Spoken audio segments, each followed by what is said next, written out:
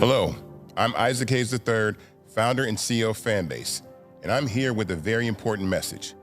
We are at a turning point in the Black community where we must have equity in the apps we use that scale to billions of dollars. But this time, we own the infrastructure, we own the culture, and we shape the future. And Fanbase is the future.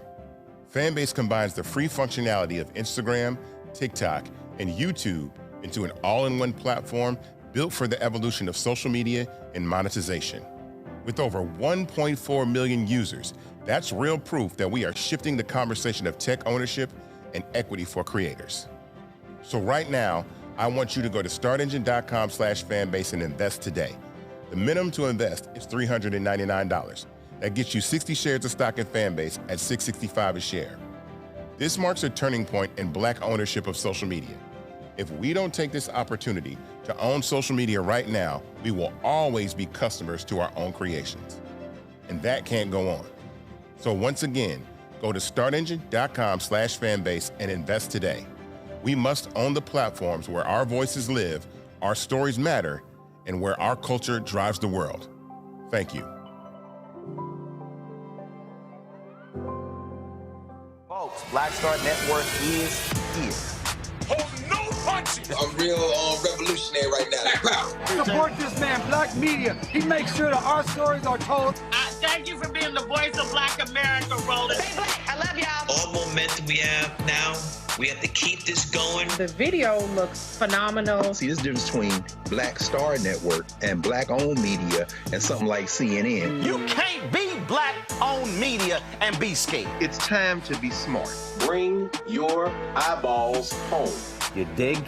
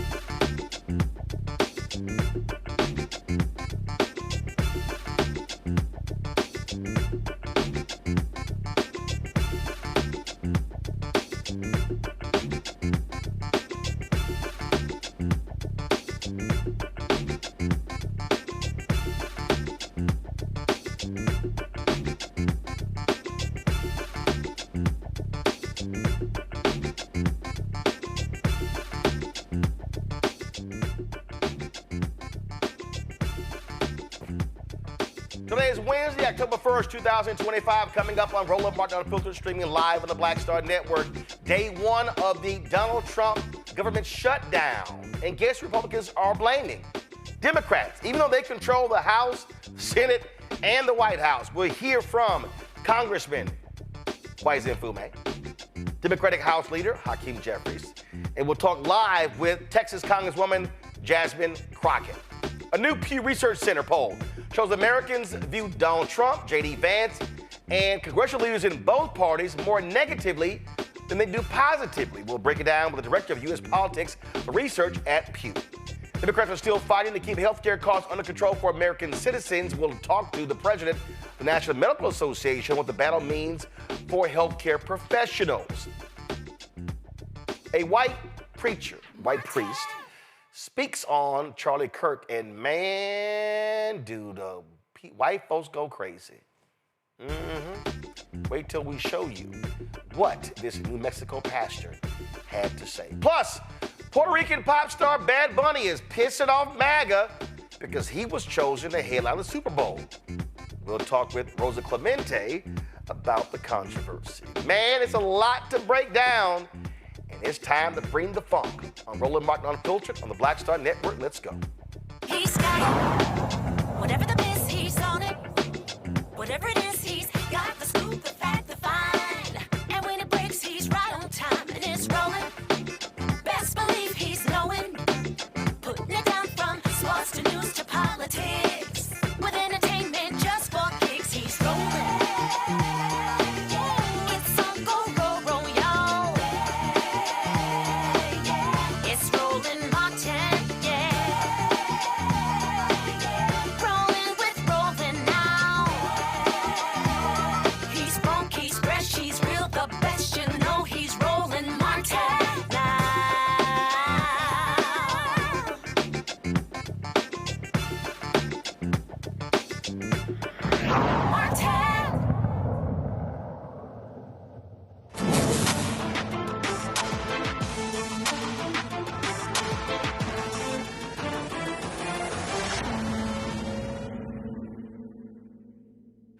All right, folks, day one, the Republican-led government shutdown. And man, it's getting a little funky. Republicans keep blaming Democrats, and they keep advancing the lie over and over and over that Democrats are trying to get health care for undocumented workers who they call illegal aliens. Republican House Speaker Mike Johnson went on Good Morning America, and George Stephanopoulos literally reads him what the Democrats' letter said, and Johnson's like, no, that's not it, roll it.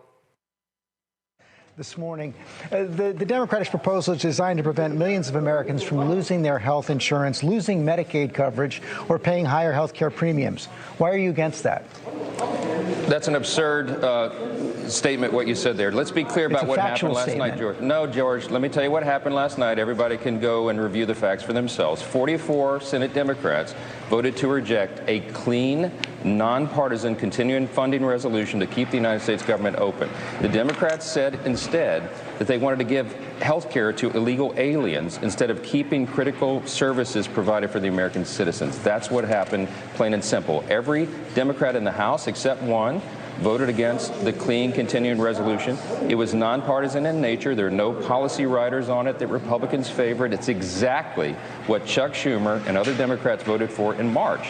But they've changed their tune.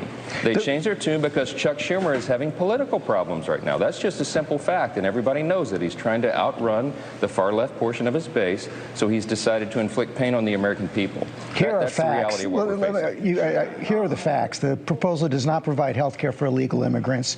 Illegal immigrants cannot buy health care under the Affordable Care Act. They cannot receive health care subsidies. No. Illegal immigrants are ineligible for Medicare, Medicaid, and the Children's Health Program. The Democratic bill does not make them eligible. It does, actually, because what it does is it unwinds the changes that Republicans put into the big, beautiful bill, the big signature legislation that we passed and signed into law on July 4th.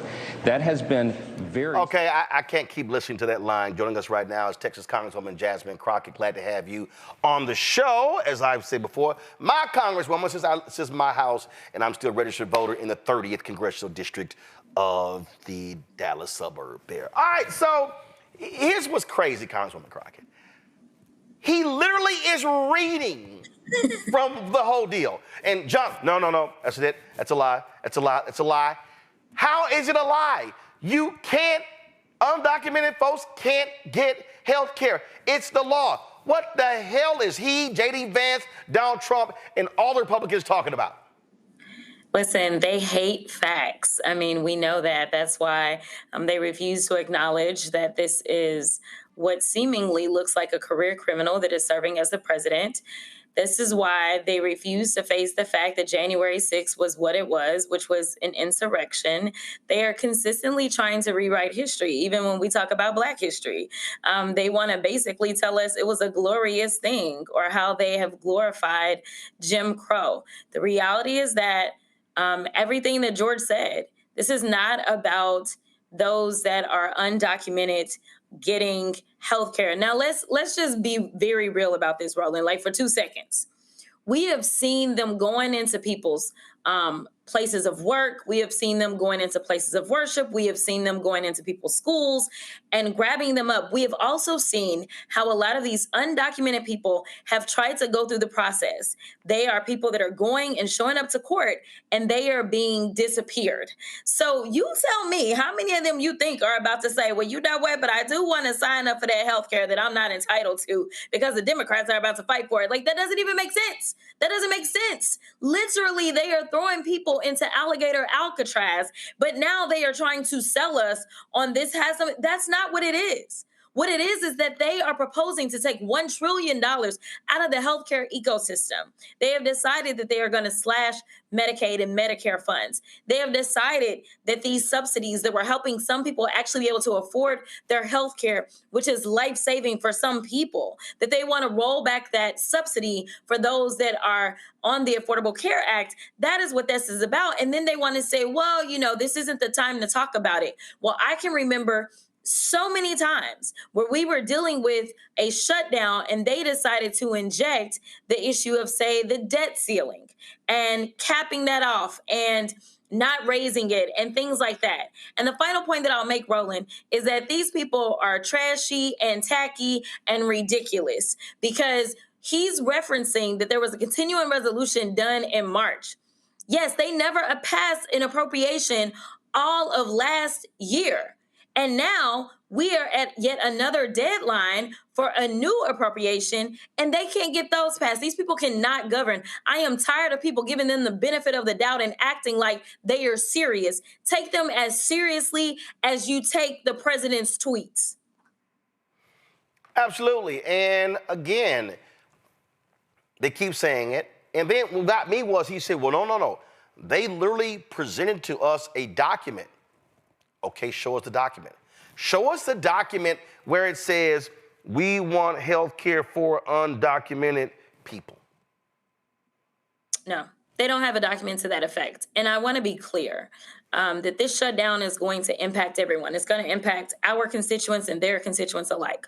But also the things that we're pushing for as Democrats, basics around health care. You know, this is the party allegedly that is pro-life, at least until the life clearly shows up and then they don't care. We are trying to do everything that we can to minimize the damage that has been caused by this administration as we are dealing with record unaffordability that was absolutely avoidable, because this is not where our economy was. It wasn't necessarily where people wanted it to be, but it is 10 times worse. And we're not even a full 9 months in. So we are trying to make it to where, as people's other costs are increasing, whether it's their food, whether it's their rent, whether it's the education for their children, we are trying to make it to where, at least when it comes to healthcare, those costs are not somehow slamming them against the wall when we know that they are already going to endure an increase because of the big ugly bill. This is going to be yet another second setback for people, and we are trying to minimize the damage. So this is what I keep getting. Do Democrats have the tenacity, the guts to hold out? Republicans are trying to blame them. They're trying to say it's all on Democrats. It's their fault. And so what is the messaging strategy to hammer this thing home as opposed to y'all getting blamed? Well, first of all, I don't do messaging strategy for the party. But what I will tell you is that I have been very clear. The Republicans control the White House, the Senate, as well as the House. And effective leadership starts at the top. These are the words of the current president. He ain't saying it currently, but we know that Donald Trump historically said, if there is a shutdown, you blame the president. Well, I'm just asking his followers and mine to listen to his own words and go ahead and blame him. And we know that he's to blame because there was goodwill on behalf of the minority leadership. They were trying to meet with him, and he didn't feel like it was just that important. In addition to that, once they finally did have a meeting, he obviously did not take it seriously, and he did not engage in good faith negotiations. In addition to that, we know that when we passed legislation, as soon as this guy came in, he impounded funds. He stopped sending money out that we had appropriated. So not only do you need to come to the table, but you need to tell us why we can be assured that once we get what it is that we're asking for, that you won't just go and violate the law and do whatever you want to do anyway, which is what he's been doing ever since he's been in office. So we have a long list of reasons not to give in, especially when you get nothing. Like, why? Like, he's not who our voters voted for. That's not who elected those Democratic senators. The Democratic senators were elected by presumably Democrats, and they were elected to do smart things. They were not elected to roll over like the entire Republican Party has done, even to the peril of their own constituents. One of the things that I think is important, and I said this yesterday, Bishop William Barber always talks about this. He says that what's critical is showing impacted people, showing those folks, hearing from them, not just having political leaders talk.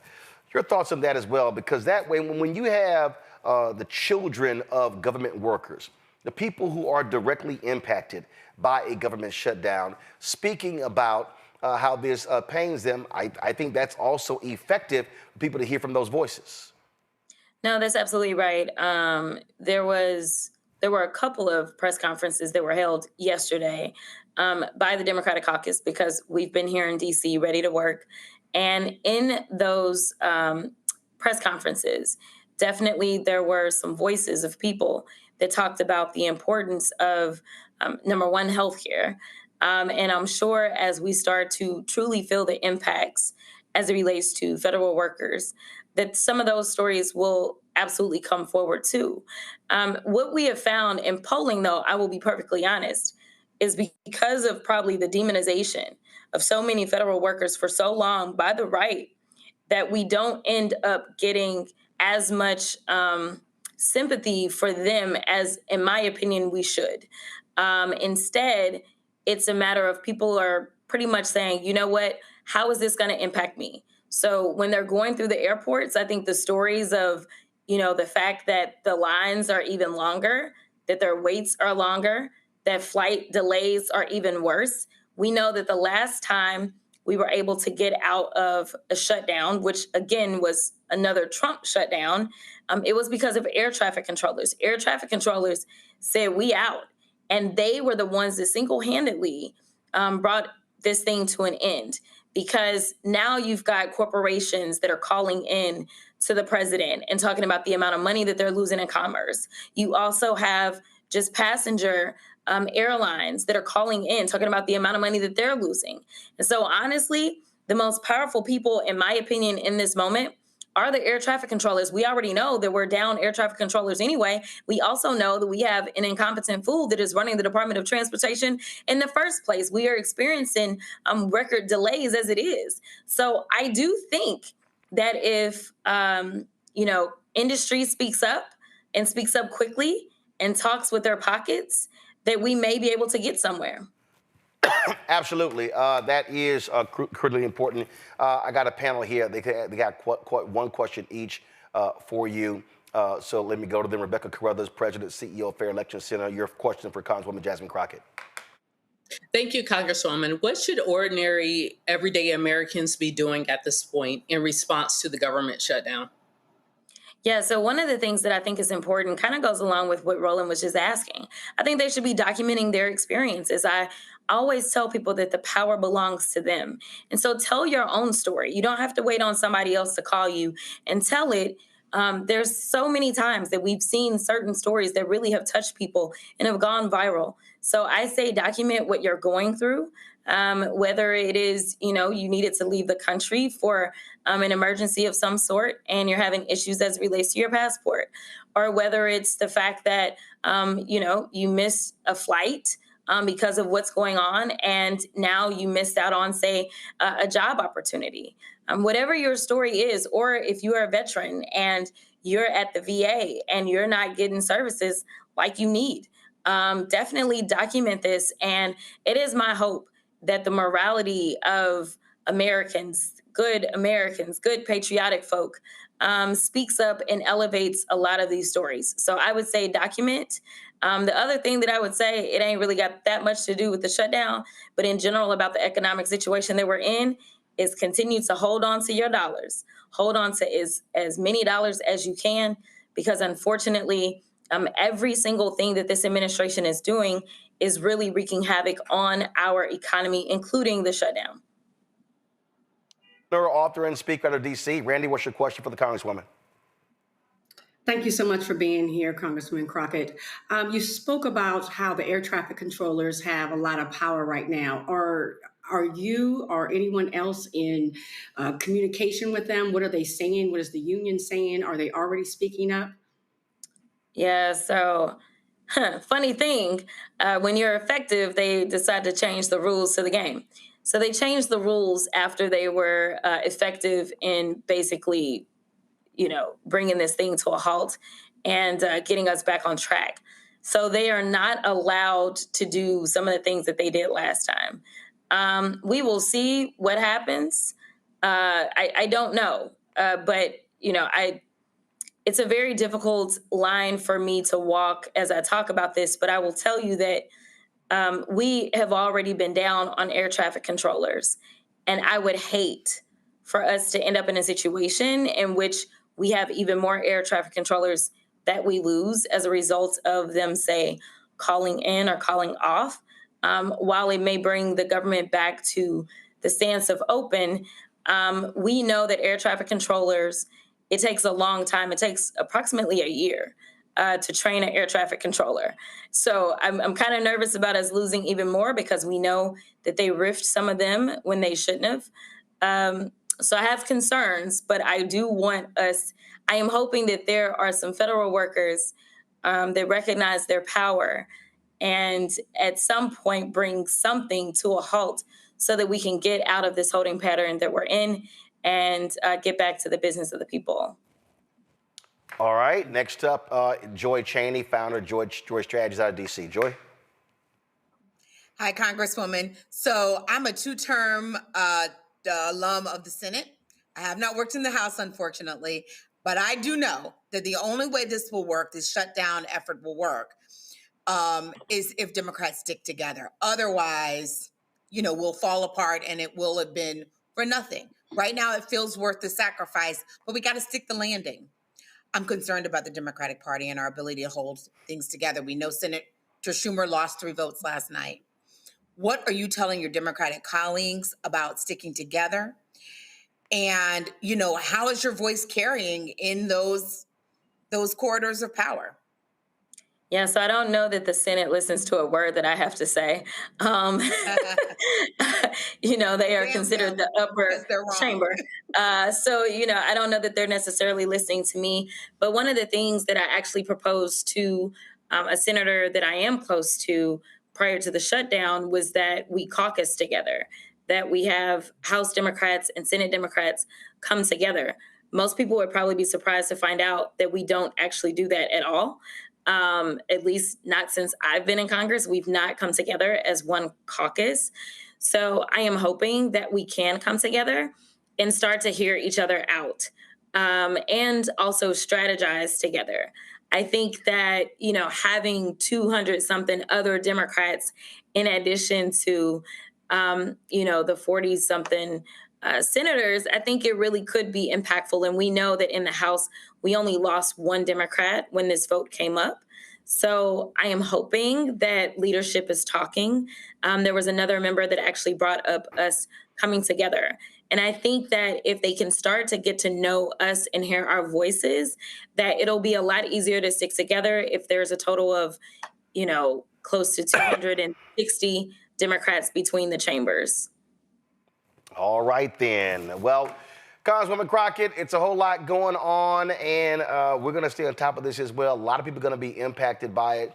And look, at the end of the day, stay strong, stay firm, because these folks here, they wanted control. Well, they got it. Now they got to own it. Yeah. Thanks so much. All right, thanks a bunch. Folks, a lot of people speaking out against this. Earlier today, Congresswoman Kweisi Mfume had this to say about the government shutdown.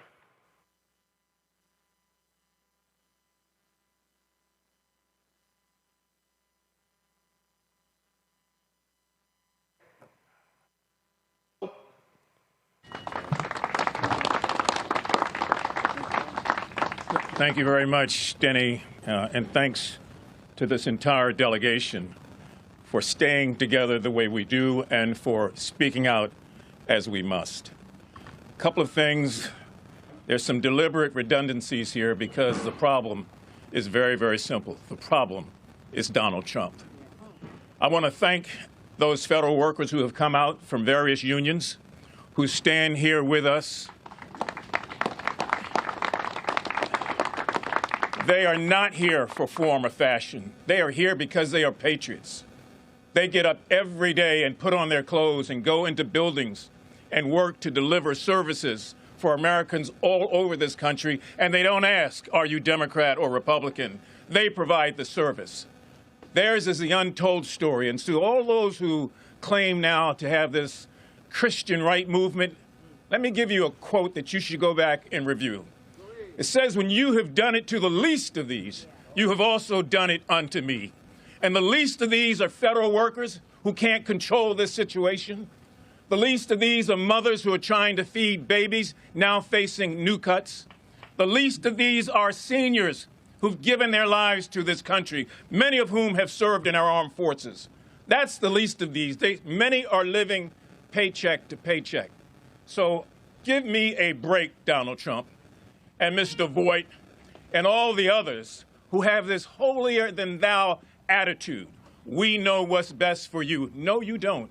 You don't know what's best for these federal workers, and you sure as hell don't know what's best for the Maryland delegation. We will continue to fight you at every turn, in every instance, and in every way. This is about the sort of thing that you read about that you say could never happen in America.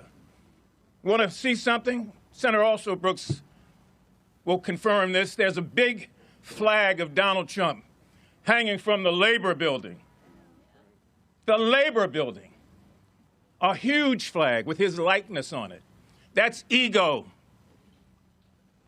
That's being vindictive, and that's an in-your-face kind of attitude. Now, the bottom line is that this was all avoidable.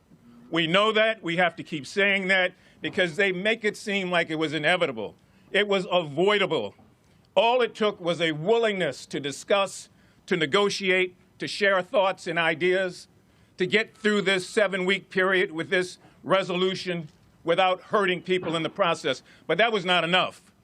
They wanted to find a way instead to stick it to Americans. And so it's a continuing resolution now that finds a way to increase many of the terrible experiences that people are having by increasing the pain.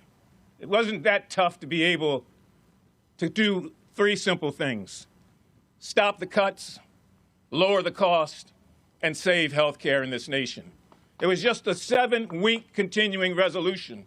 But when you get on your horse, Donald Trump, and tell your compatriots, Mr. Speaker, that it's okay to go your own way, go have a holiday, go have a vacation, go to Codell, do whatever you want to do. You don't have to worry about coming back to Washington. That was the message last week. So there was never any intention at all to try to find a way to work together. We want this government open, and we want Donald Trump and his minions to stop lying to the American public. This has nothing to do with illegal aliens.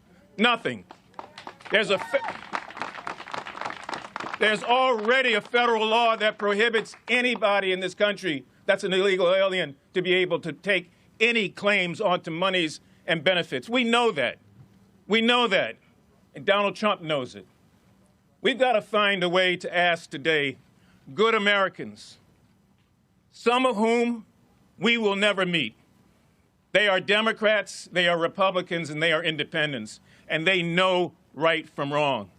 They know when you impose an evil sort of wicked policy on people, it hurts them.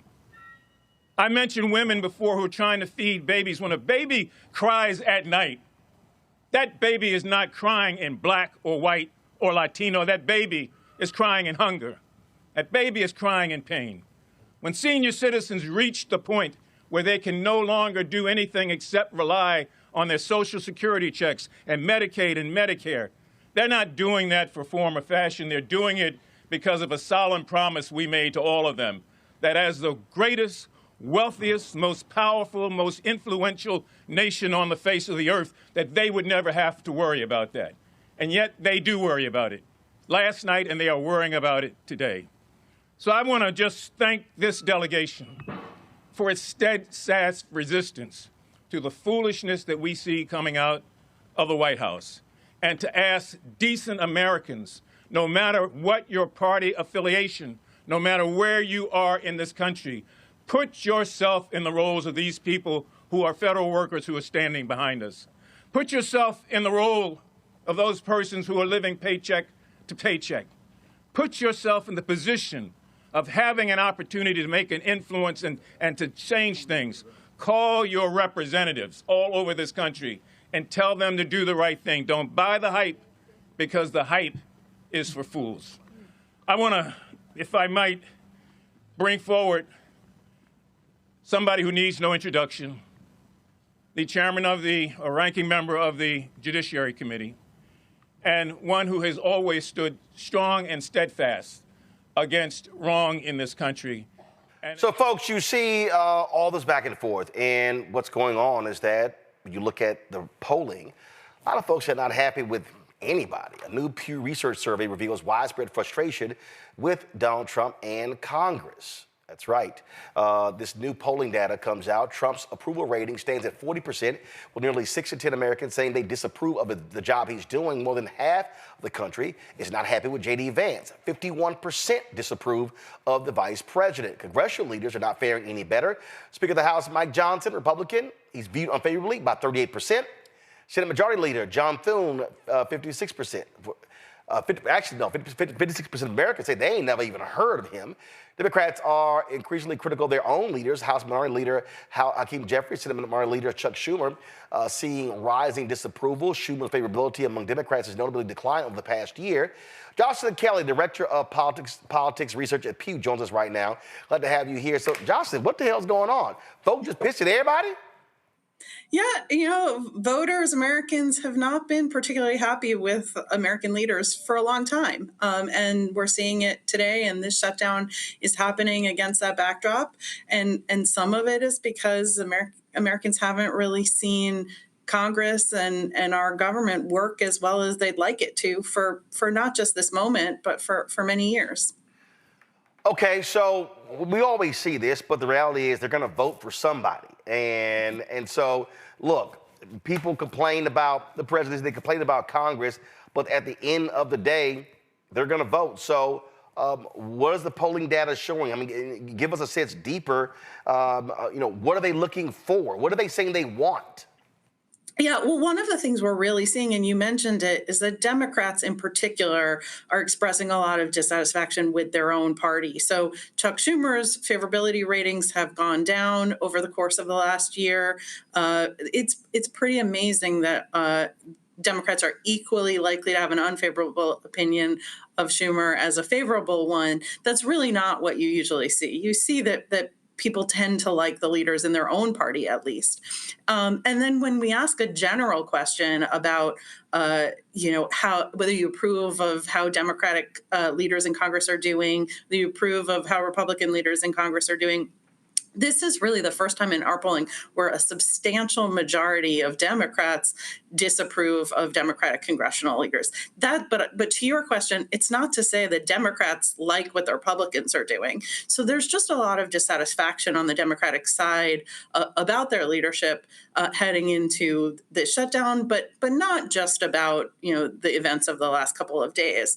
So some of what we're seeing is that Democrats want their leadership to do more to push back on the Trump administration, and I think that's sort of why we see where we are with the shutdown.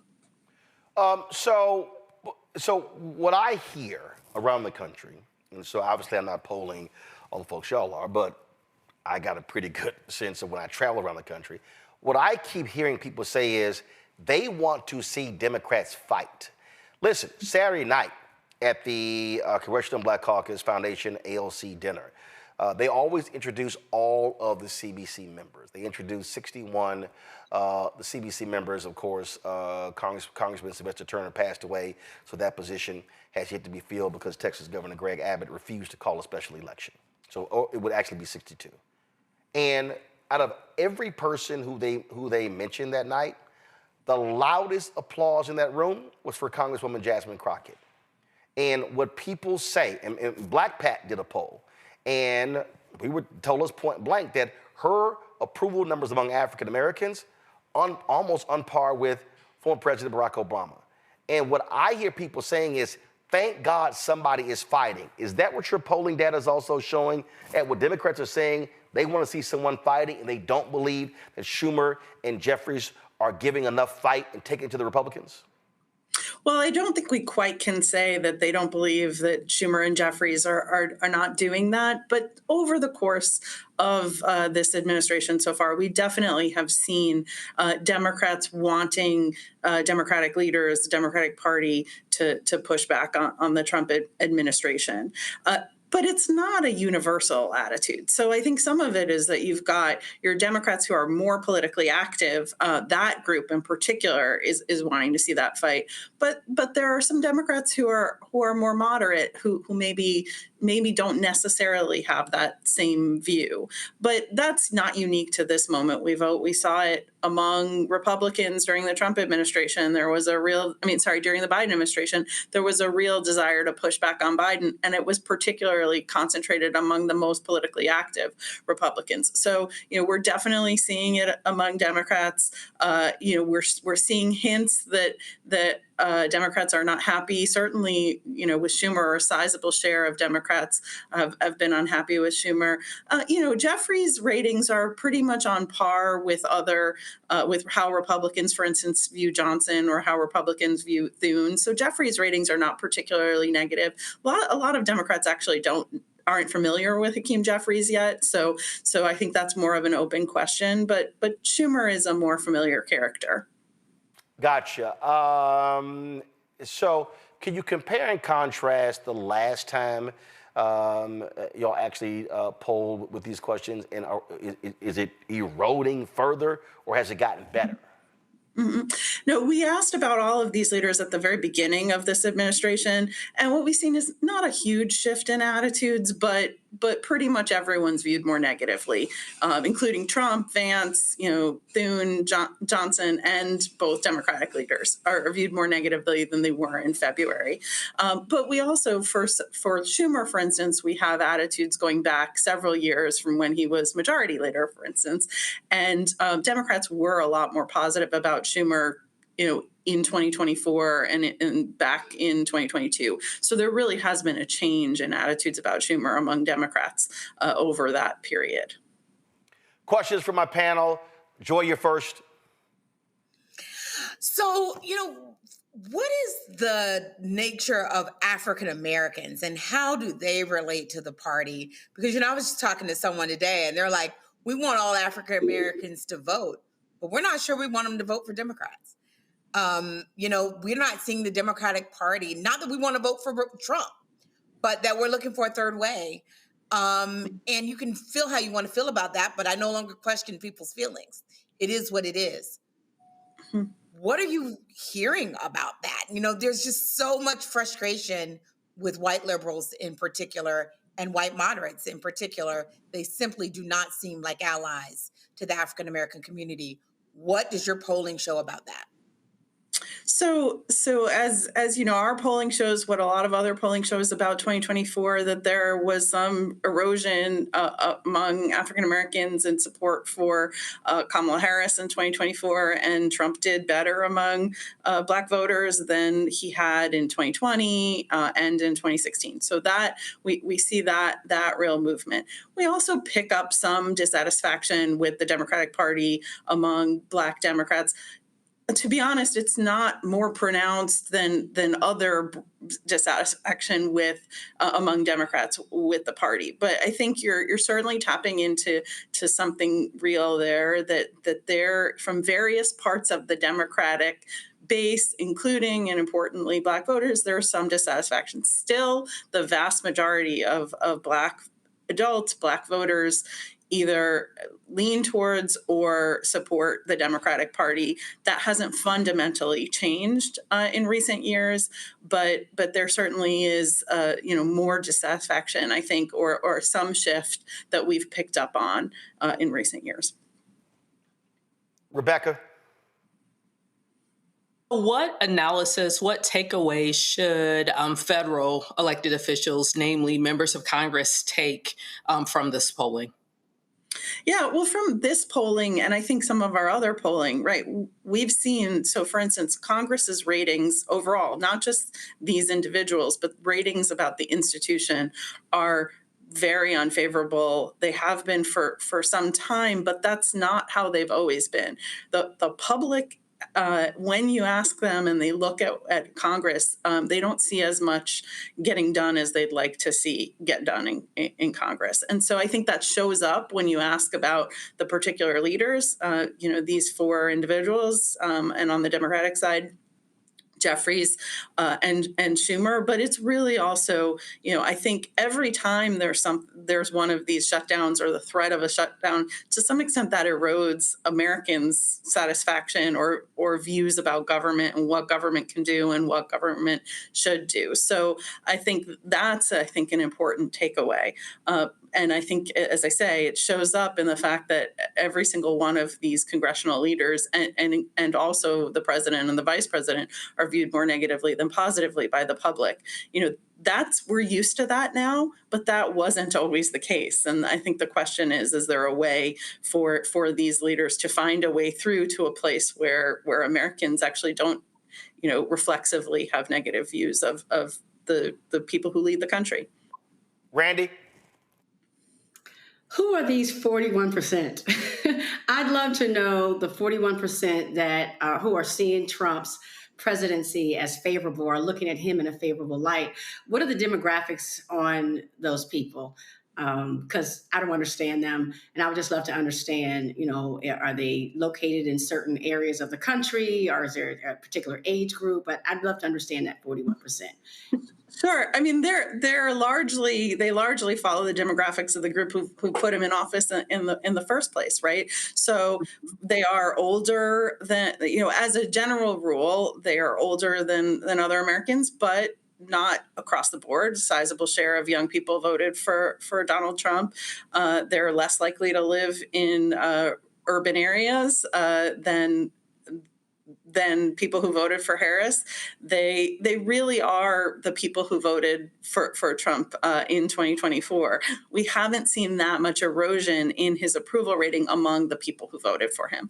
A little bit, young Trump voters are a little bit less likely to approve of him than older Trump voters, but still, it's something like it's nearly 80% of young people who voted for him still have a positive view of him and his presidency. So a lot of the same dynamics that we saw in 2024. All right, then. Well, Jocelyn, we certainly appreciate you breaking this down for us. Thanks a lot. Thank you, folks. All this government shutdown stuff, you want to see who's also just a massive liar. J.D. Vance, This is literally what he said today from the podium. It was so awful that MSNBC had to stop broadcasting to correct the lies. Listen. Democrats say that they care a lot about lowering health care costs, and yet when the president took historic action to work with the drug companies to lower prescription drug prices, the Democrats did nothing to help us. In fact, we would have loved to have the Democrats helping us, but they didn't. They talk about doing something. They don't actually do the hard work of making it happen. What they have done instead is to shut down the government because we won't give billions of dollars to health care funding for illegal aliens. That is what has actually happened. To the American people who are watching, the reason your government is shut down at this very minute is because, despite the fact that the overwhelming majority of congressional Republicans and even a few moderate Democrats supported opening the government, the Chuck Schumer AOC wing of the Democratic Party shut down the government because they said to us, we will open the government, but only if you give billions of dollars of funding for health care for illegal aliens. That's a ridiculous problem. Rebecca, he's lying. He's straight lying. Biden, Harris, and Democrats literally led on reducing drug prices. Trump comes in and reverses what they did. Not only that, but Republicans have the vote. If Republicans could get their caucus together to actually vote to keep the government open, it's because they don't want to. And the reason why they don't want to, I know we keep referencing Project 2025. Project 2025 says do a government shutdown so you can accelerate a reduction in force, so you can continue doing RIFs, so you can continually shutting down government permanently, not filling in back jobs, not backfilling jobs, but also to permanently reduce the number of federal workers. So this is part of their plan. And so while it's great MSNBC cut out, but I need every news media outlet to cut out and say, hey, this has been their plan all along. This is the plan that they're working off of. Yeah, I mean, it just, what you're seeing, Randy, you're seeing the advancing of lies. And that's what right-wing media is going to do. They're going to advance the lie. Fox and Friends is going to advance the lie. Every show on Fox News, Newsmax, One America News, News Nation, they're going to all advance these lies to stand up Trump and the Republicans. And we understand why they do it, right? Because it works. I mean, it won them an election. It made an insurrection sound like a day at the park. I mean, their lies work because their base does not question what they say. They follow these people blindly. And so they recognize that they can put something out there and people will absolutely believe it. And so it's worked. It's worked for them. And so what we have to do is continue to play not just defense but offense. We should know by now that they're going to lie. And so we should ensure that we're putting the right information out there as much as we can, although, those people just look at one station, unfortunately, but still find ways to get everyone out there that is knowledgeable about what's really going on, because they are going to lie. That's guaranteed. Joy? Just to keep the facts out there, federal dollars in healthcare do not go to undocumented immigrants. So if they're saying that, they're lying to you.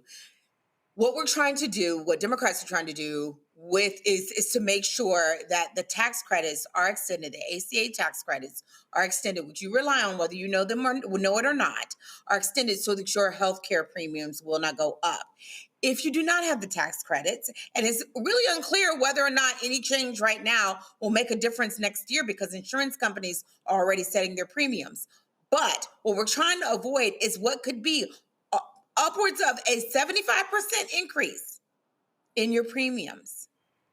So they don't, like, Donald Trump has no interest in lowering costs, which is what he said he ran on. He's no interest in that. And it's also about restoring some of the cuts to Medicaid, which they did to fund tax breaks for billionaires. So billionaires over babies, billionaires over family, billionaires over life. That's what they did. So so the Democrats are saying, you got to come to the table. And they are choosing not to. They are in the majority. We've said it before. A president, a House, a Senate. All right, then. Gotta go to a break. We come back. We'll talk with the president of the National Medical Association about what these healthcare cuts could mean for Black doctors and healthcare workers. You're watching Roland Martin Unfiltered, the Black Star Network. Support the work that we do. Folks, the stuff that we're talking about, you ain't getting on mainstream TV. And nobody else in black-owned media is doing it as well. Support the work that we do. We need your support. Our goal is very simple. Get 20,000 of our fans contributing on average $50 each a year. That's $4.19 a month, 13 cents a day. We are already at $250,000, so we're at 25% of our goal. We need to raise another $750,000 before December 31st this year. We are launching 2 new shows this year. We're launching 2 more shows. We're completely changing blackstarnetwork.com to a news portal. As a matter of fact, if you're having issues with the app, what you can do is you can actually go to app.blackstarnetwork.com. app.blackstarnetwork.com. Like I said, we're making changes. So normally you would reach the app at blackstarnetwork.com. If you're trying to reach our app, go to app.blackstarnetwork.com for a temporary solution. But you want to support our work via Cash App, use the Stripe QR code. You see it right here, bottom left-hand corner. That's for Cash App and for credit cards. PayPal's R Martin Unfiltered. Venmo's RM Unfiltered. Zelle, Roland at RolandSMartin.com. Roland at RolandMartinUnfiltered.com. Check your money order. Make it payable to Roland Martin Unfiltered. P.O. Box 57196, Washington, D.C. 2003 7-0196. Back in a moment.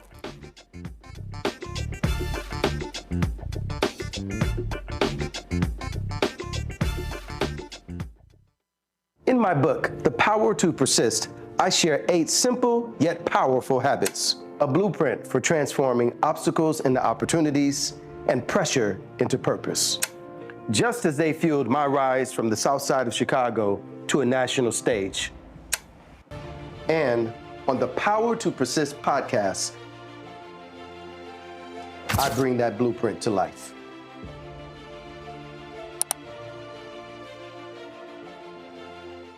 This week on The Other Side of Change. Charlie Kirk, gun violence in America, and how the nation has responded in the week since. In many ways, it's become very, very toxic, a witch hunt, really attacking anyone who's not mourning this man. What we're seeing right now is the weaponization of selective compassion, and people will so often don't say anything about the crisis of gun violence. We're going to dig into all of it, what this means for the state of gun violence and the state of free speech. You're watching The Other Side of Change only on the Black Star Network.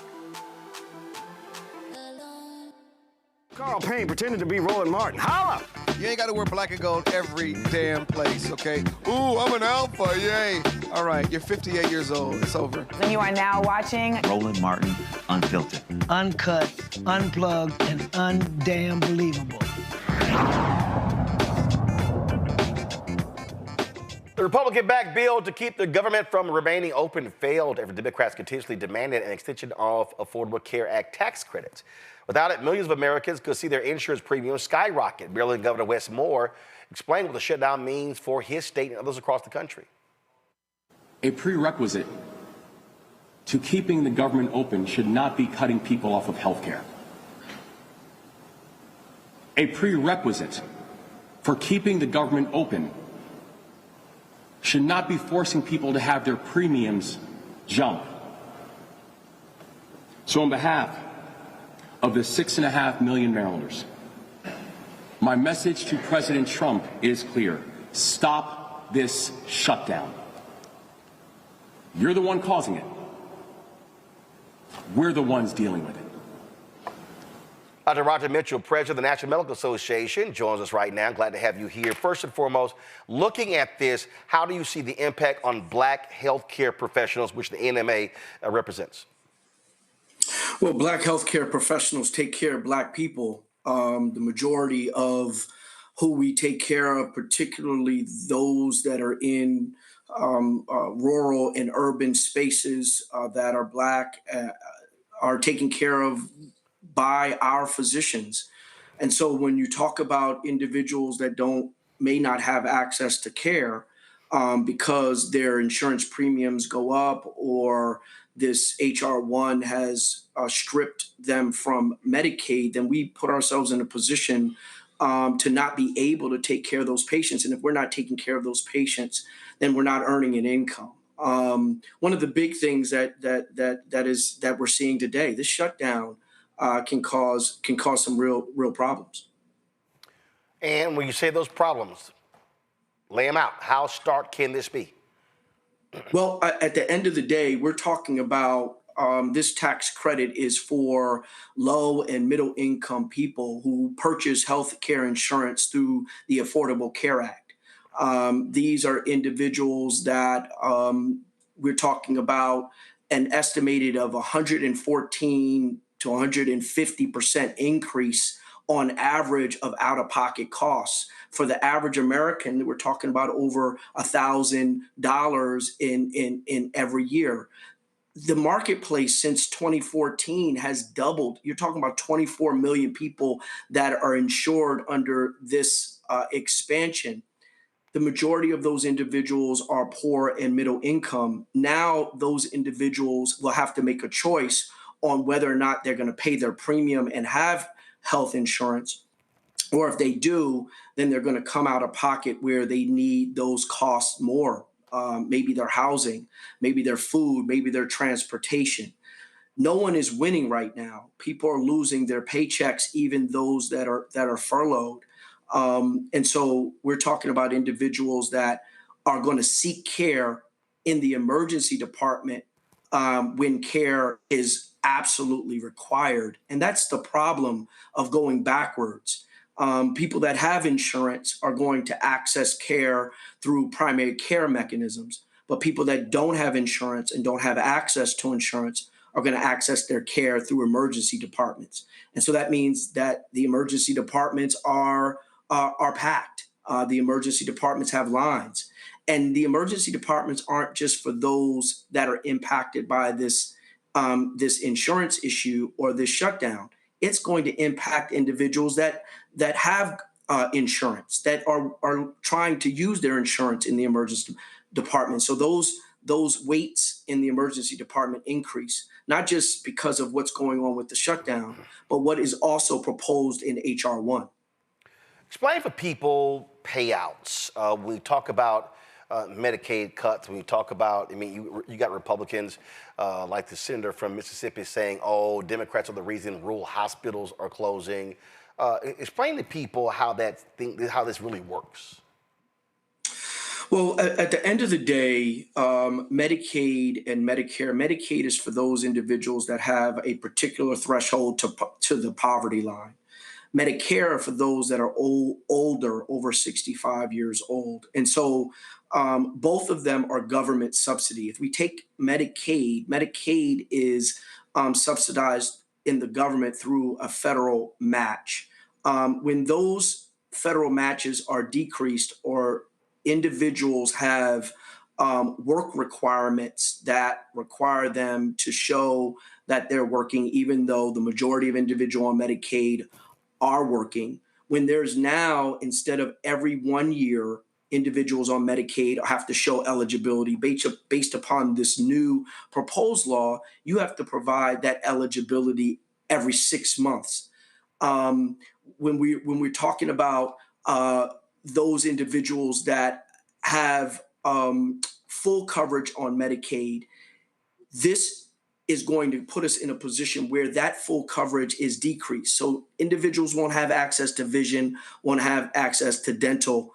And so the local government in communities pays a portion of a person's insurance. Then the local government pays a portion and the federal government pays a portion. With this Medicaid rollback in H.R. 1, as well as these subsidies being decreased through the reduction of the tax credit, more and more individuals will not have access to affordable insurance. Insurance is what pays the bills. And if you don't have insurance, then you have to pay cash, and no one is paying cash for their health care. So what do you recommend folks do? What has to happen? Because at the end of the day, this thing is happening.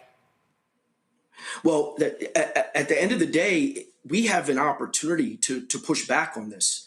I see what the Democrats are doing. And again, the National Medical Association is a nonpartisan organization. And like I said, there are nobody that's winning in this period of time we're fighting this fight. We need to make sure that those tax credits are preserved, that they do not expire, so that those individuals that are low and middle income people can afford to purchase their health insurance without increased premiums. That's the first, right? And so those politicians, Democrat, Republicans, it doesn't matter to us, need to focus on what is important for the American people. The other piece with H.R. 1, at the end of the day, those work requirements need to go away. The risk to dual eligible, those that are poor and elderly, and the retroactive coverage reduction needs to go away. There needs to be making sure that everyone has access to their vision and dental eligibility.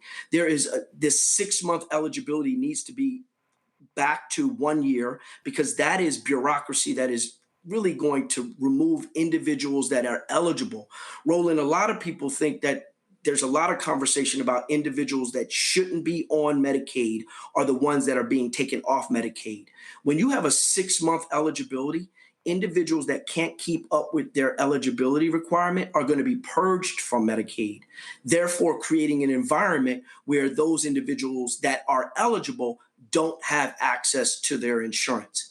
All of this is going to lead to overcrowding in safety net hospitals, whether it's a safety net hospital in rural communities or safety net hospitals in urban communities. What we can do is we have to, like you're doing, educating people. A lot of Americans don't even know about the rollback of this tax credit. So now we're educating people that the tax credit that they're enjoying when they're getting their insurance through the Affordable Care Act is at risk of their premiums go up. They could start asking more questions, calling their senators, and letting their senators know that they want their tax credit preserved. And that's going to lead to better health outcomes in our communities. Questions from the panel. Randy, you first. How will this affect medication? I mean, will people be able to get their medication if they don't have insurance? Well, that's the thing, particularly in dual eligible people. When we talk about dual eligible, these are both that are on Medicare and Medicaid. Those individuals that are on Medicaid and Medicare at the same time, most of the time they're using the Medicaid benefit for their prescription drugs. So when we're rolling back access to affordable insurance and people have to make a choice between that insurance, then they're going to make choices that decrease their access to prescription drugs. And these are choices that we don't want our American people to have to make. We want to make sure that healthcare is quite frankly a human right, and people have access to that health insurance. Joy? Well, first of all, my mother is a 50-year plus graduate of Howard Medical School, and we're so proud of you. I want to know what the National Medical Association is doing to prepare their doctors, to prepare their patients for what is likely a long haul where we're going to have work requirements. Even many Democrats are supportive of work requirements. And it might be because there's a misunderstanding about them, but it is what it is, where we are going to have some tightening on who has eligibility. How do we make sure our communities, and how do we have doctors who are the first line of defense? How is the NMA preparing them to meet this moment, and or working with civil rights organizations to help their communities meet this moment? So that's really good. I mean, we first of all, we're educating our members, making sure that they understand the impacts of the current climate and the shutdown, as well as the future climate with H.R. 1. That's the first thing, making sure that they're clear on what the impact is. The other piece is that we're asking all of our members to understand who in their patient population, in their patient pool, is going to be affected by this, that this shouldn't be something that is a surprise to them. Most of our physicians know who is in their patient population and who is on Medicaid and who would be affected. That's the first thing. Who are they? So that you can communicate with them, those patients, as to how they can get access to what most states are offering those that are being removed from Medicaid, they're offering the basic plan within ACA. Now, the basic plan within ACA is not as comprehensive as Medicaid. It's still at no cost, but it doesn't cover vision. It doesn't cover dental. There is modified behavioral medicine coverage, and it limits what you can use. And actually, you cannot use the benefit for transportation that is non-emergent. That's huge. Medicaid, individuals that can't get to their appointments are getting Uber vouchers, they're getting bus vouchers so that they can get to their appointments, because we know that transportation is extremely important to get to your appointments and make sure that you have proper health care. We want our members to be able to educate them how to get on that basic plan and then work with community to make sure that we fill the gaps. One of the other innovative things that we're doing at the NMA is we're working within our AI Innovation Task Force to work through how we can develop a application that allows individuals to track their work requirement and track their eligibility in a predictive in an agentic way using AI. So there are those things. And then we're also working with civil rights organizations like the NAACP, like the National Council of Negro Women, to talk about how can we create volunteer efforts. One of the things that a lot of people don't know is that 80-hour work requirement a month can be filled with bona fide volunteer hours. So we have the ability to teach and have individuals volunteer, roll out a lot of this information as a healthcare educator, that we might not be able to pay them, but we can mark those volunteer hours so that those volunteer hours keep them eligible for their Medicaid requirement, if indeed they don't have the W-2 or the 990 type of work that they can show to the government. Rebecca. My sister is a professor at Meharry, and she spends time connecting with her students about the political determinants of health and understanding that this isn't about partisanship, but understanding how policy impacts health outcomes, especially in our communities. Can you make the connection between Medicare funding and funding for residency slots so people understand that if there's cuts to Medicare, that those cuts impact both upstream and downstream? Well, thank you for that question. CMS or the Centers for Medicaid, they fund resident slots. Our resident slots, say for Howard University Hospital, is funded through CMS. And so let me back up. When you go through medical school, I'm a physician, I'm a forensic pathologist. I went to medical school, and then after medical school, I have to do a residency. That's training in a specialty. Some individuals then do a subspecialty fellowship. All of that is paid for through the government and then subsidized through that local hospital.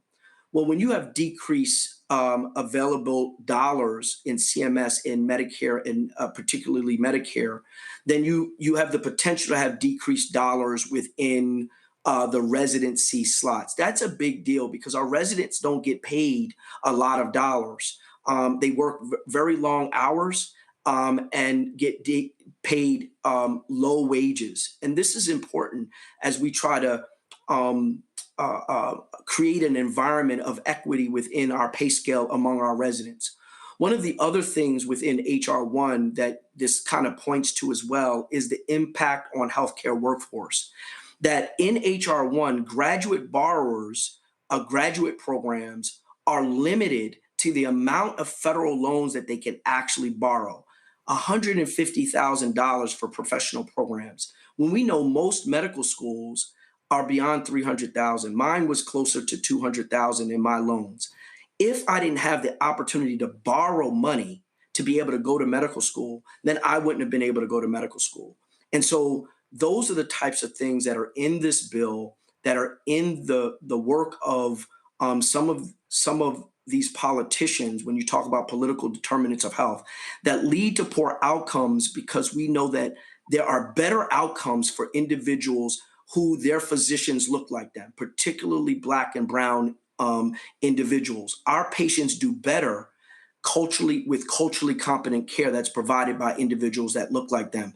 And when you don't have access to proper dollars through Medicare for residency programs, and when medical students can't borrow dollars, aren't coming from money that somebody can put up $100,000 for you to go to medical school, then this limits the outcomes of our patients. Our patients will die. I often say that I see failed policy on my autopsy table, and individuals will die if we're not extremely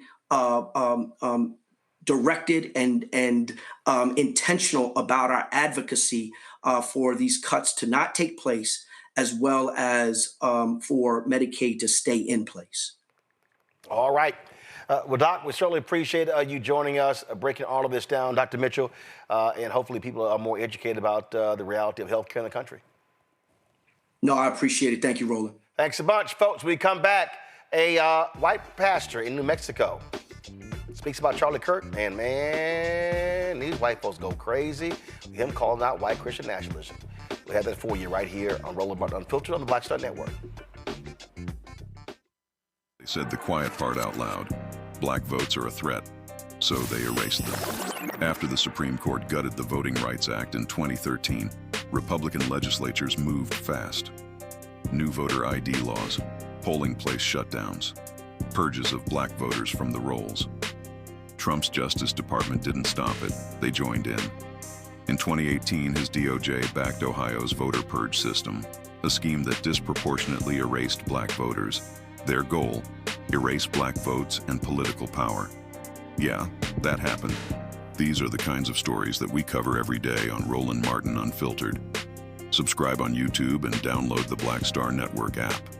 Support fact-based independent journalism that centers African Americans and the issues that matter to our community.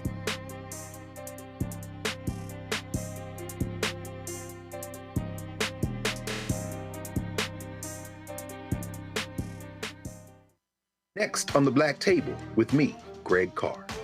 An hour of living history with Dr. Richard Mariba Kelsey, thinker, builder, author, and one of the most important and impactful elders in the African American community. He reflects on his full and rich life and shares his incomparable wisdom about our past, present, and future. African genius is saying that my uncle was a genius, my brother was a genius, my neighbor was a genius. I think we ought to drill that in ourselves and move ahead rather than believing that I got it. That's next on the Black Table, here on the Black Star Network. Hey, it's John Murray, the executive producer of the new Sherry Shepherd Talk Show. This is your boy, Earthquake. And you're tuned in to Roland Martin Unfiltered.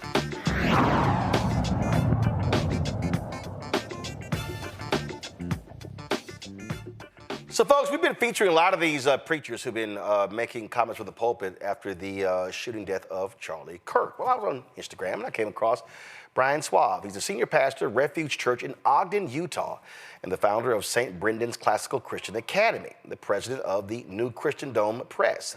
On his podcast, so first of all, I'm not gonna go to that one first. I'm gonna save that. I'm gonna save that one for tomorrow, because that's just a straight up racist. So I'm gonna deal with him tomorrow, okay? So let me deal with this one here, all right? So the Reverend Mike Engel, the rector of Michael and All Angels Episcopal Church in Albuquerque, New Mexico, okay, was condemning the racist rhetoric of Charlie Kirk and Turning Point USA. And so he was speaking from the pulpit and he called him exactly what he said. And people got really upset. Check this out.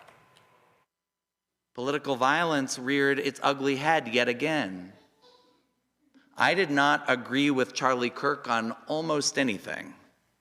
I found many of the things that Charlie Kirk had to say deeply troubling. But Charlie Kirk did not deserve to become a victim of our gun violence epidemic. And neither did the Democratic lawmakers who were assassinated earlier this summer in Minnesota. Lawmakers in New Mexico didn't deserve to have their houses shot at. We are living in a moment when political violence is becoming too common. Violence motivated by politics is dangerous. It is a tough cycle to escape. And there's a theological dimension to the state of our politics. Friends, we live in a world with a strong background theology, and it's a theology of division, a theology content to sacrifice outsiders for the sake of insider groups. This background theology says that God blesses certain categories of people at the expense of others. This background theology tells us that God blesses America at the expense of other nations. God blesses Israel at the expense of Palestine. God blesses men at the expense of women. God blesses heterosexual marriage at the expense of LGBTQ+ rights. God blesses Christians at the expense of Muslims. God blesses progressives at the expense of conservatives. Ooh. See, I switched it on you, didn't I? And that's because this background theology, it doesn't neatly align with one side or another in our divided country. Background theology is like background radiation. It infects everything. The logic of our time is not that different from the logic of Jesus' time. One of my favorite responses to the logic of our days, one of the best words of wisdom I know about defying the logic of your age, comes from the poet Wendell Berry.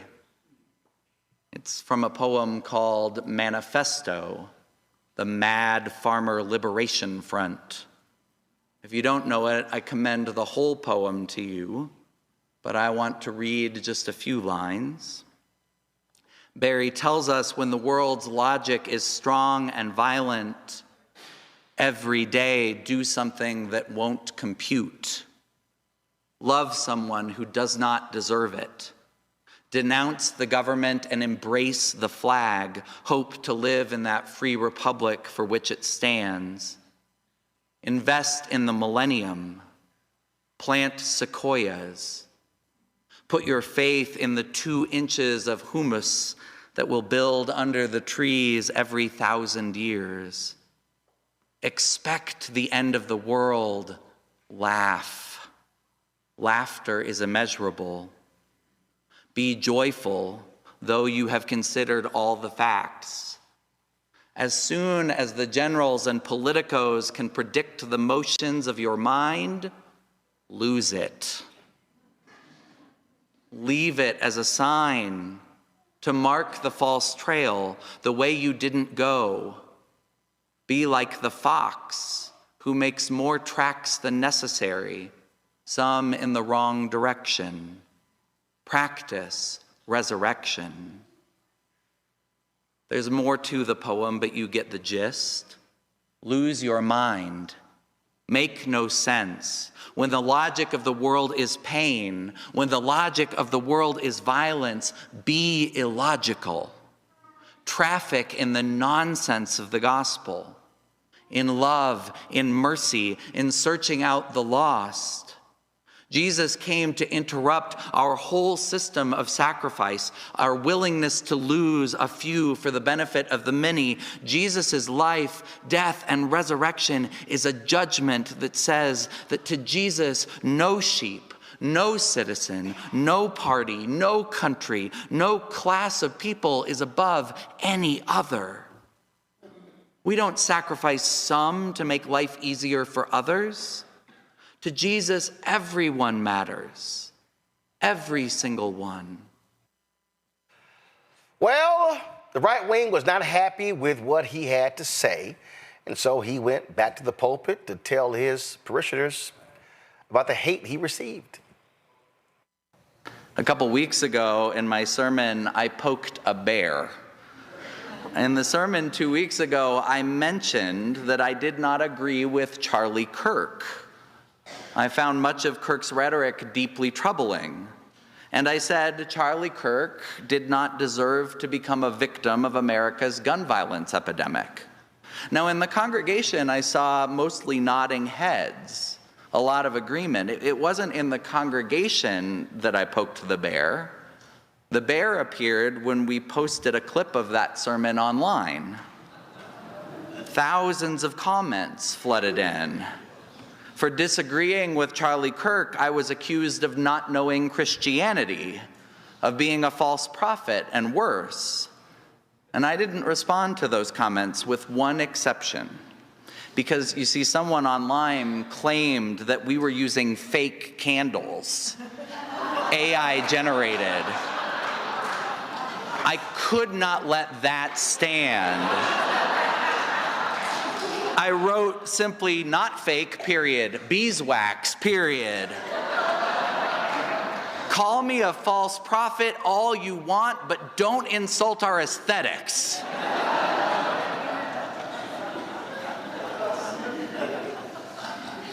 I raised the question of the comments online not to ask you to engage there, not for your sympathy, and definitely not for you to go into TikTok and try to defend your preacher. Stay out of those comments, trust me. I share what happened online because I think it's a microcosm of our whole society right now. As much as I tried to disengage, the toxicity in our current discourse, especially in our online discourse, has been very present for me in recent days. I've done my best to laugh it off, to ignore it, but truthfully, our society's brokenness is on full display every time we open our phones, isn't it? We all see it, we all feel it. So the question we need to ask today, on our feast day, is how does a person of faith respond? How does a person of faith, how does a Christian respond when the news is so bad? When it seems like the old dragon himself lives in the comment section? When simple disagreement is met with utter anger and violence, how do we sustain our faith? Our hope? I think it helps to take a lesson from the angels. If Christianity is worth anything, if the stories we gather to tell are worth anything, it is because our faith comes as an interruption. If our faith, if our spirituality is good for anything, it is for interrupting the voices that are out there sowing anger, division, and worse. Our faith is meant to be a beautiful interruption to all the ugliness, all the forces of darkness and pain. When the chorus of negativity is rising in our own minds, in the world around us, that is the moment to return to our stories, to return to our faith. That is the time to trust in divine interruption. See, it's very interesting, Rebecca, how these right-wingers just can't handle preachers who have not fallen for their white Christian nationalism. They hate the fact that these people are literally using scripture. The pastor we had yesterday, Pastor Deese, breaking this whole thing down. The day before yesterday, I'm sorry, breaking this whole thing down. It's driving them crazy. They have been so used to dominating mainstream media with their right-wing Christianity that they can't handle something different. You know, Roland, I think we could pull it back a bit. It's watching these white nationalists really try to make other white people toe the line on white supremacy. In my opinion, that's what happened even with Jimmy Kimmel. It was, hey, white man, don't you get on this TV condemning white supremacy. You need to stay in your place. And in my opinion, we saw the humiliation of him, even though he returned back to the airwaves. And I think as we're watching, we saw this a couple weeks ago, specifically with black pastors. But it's interesting watching these white nationalists go after other white people in public and try to shame them and remind them, hey, this whole white thing, you're a part of it too. You benefit from it too. You don't get to call this out. But ultimately, it's going to take white people like this minister to help destroy white supremacy. Because black folks, we can't destroy it. We didn't invent it. It doesn't benefit us. But for those who it benefits, those people, those white people need to stand up and they need to destroy white supremacy. You know, Randy, when I was on CNN, first of all, it's been 12 years since I left CNN. And let me tell you what always used to happen. I used to always debate Tony Perkins. And what was a trip to me is that whenever Christianity came up, CNN would always have these white right-wing evangelicals on. And I would sit here and go, they don't own Jesus. They don't control that. And so I remember we were going at it, I remember Obama and McCain had that forum at the church of Rick Warren's church. And Tony Perkins brought up Reverend Jeremiah Wright. And I said, oh, Tony, if you want to talk about the Sermon on the Mount, if you want to talk about what Jesus preached, I said, we can go at it right now.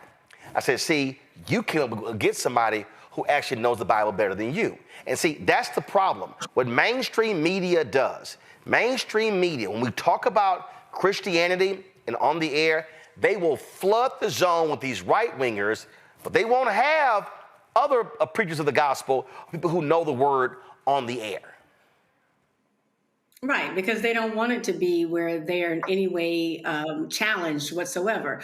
What has been interesting to me is to see how Christianity now equals white and how much is connected to whiteness. And there's nothing new. Of course, even the KKK used the Bible to support their violence and cruel behavior. So it's nothing new, but they know that is the way to make people feel justified in the terrible behavior that we're seeing right now.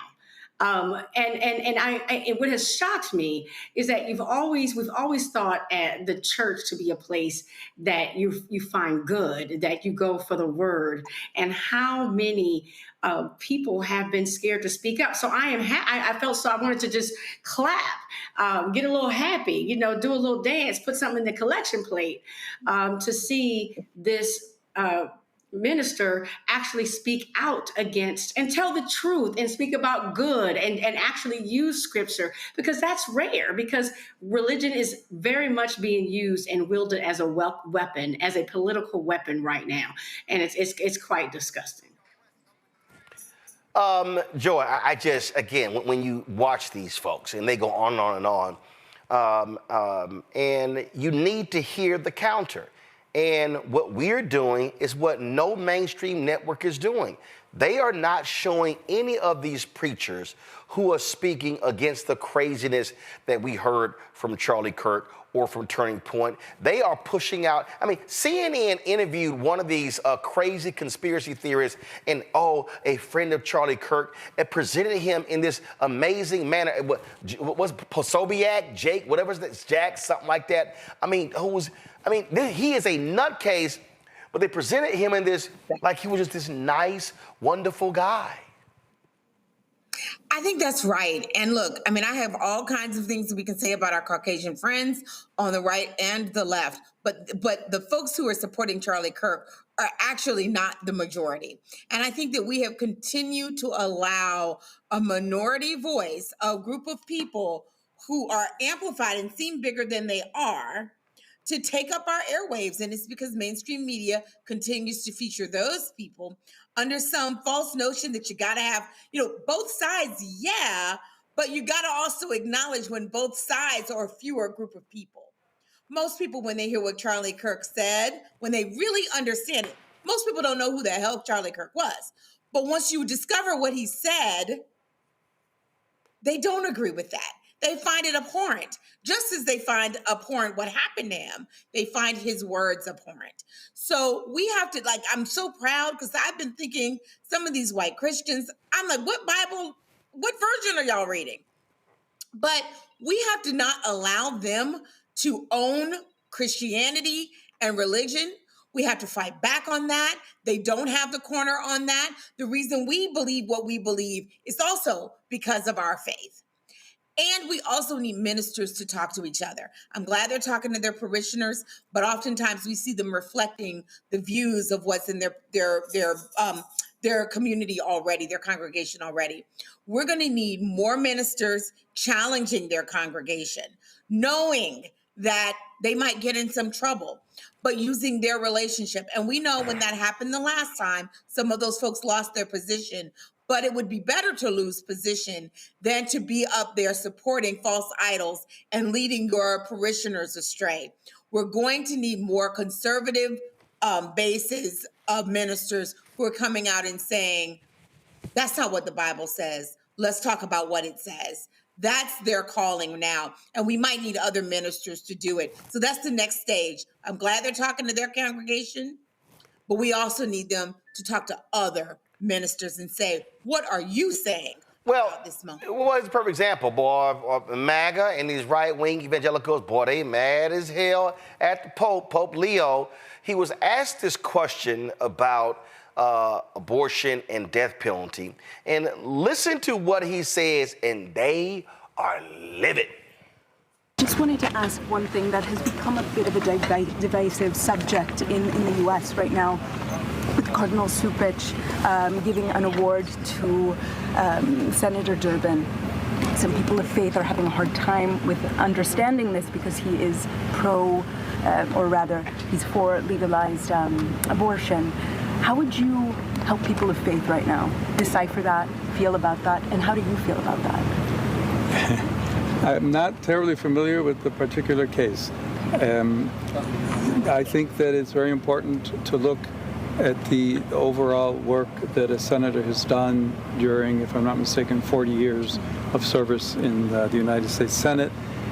I understand the difficulty and the tensions, but I think, as I myself have spoken in the past, it's important to look at many issues that are related to what is the teaching of the church.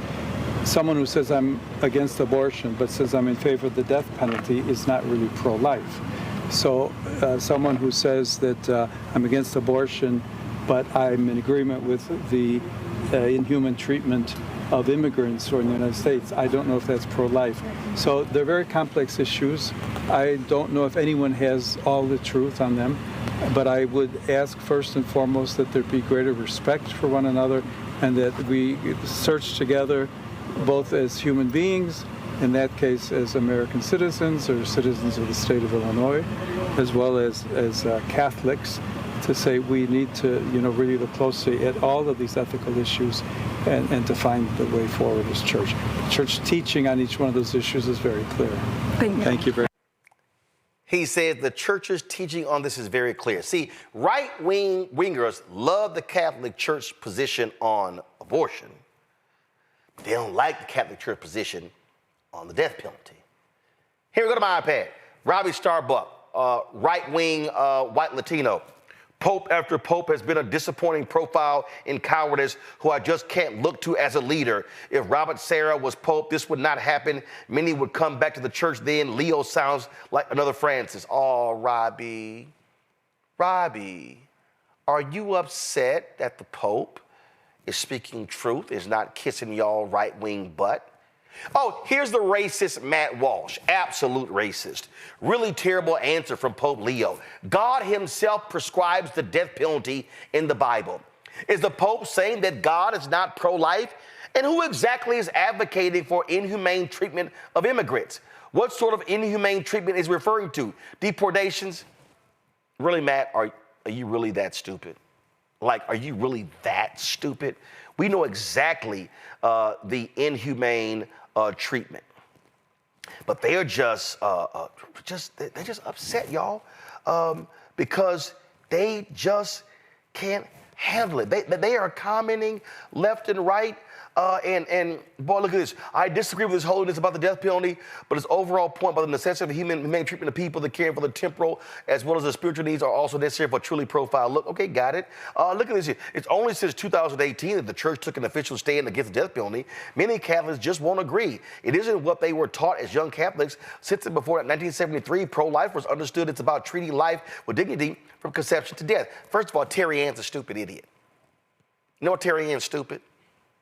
Because what Terry Ann doesn't even understand is that the SBC, the Southern Baptist Convention, you know what, let me just go ahead and pull this up since, they don't, because they just dumb.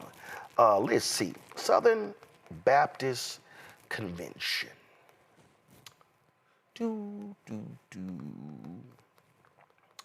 And pro-choice. Let's see here.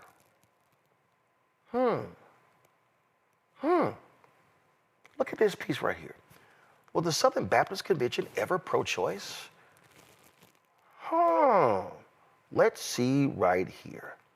If you look at their history, in 1971, the Southern Baptist Convention passed the first of 4 resolutions that most would consider pro-choice today. Oh, the same people who they say were always that way. This was 1971.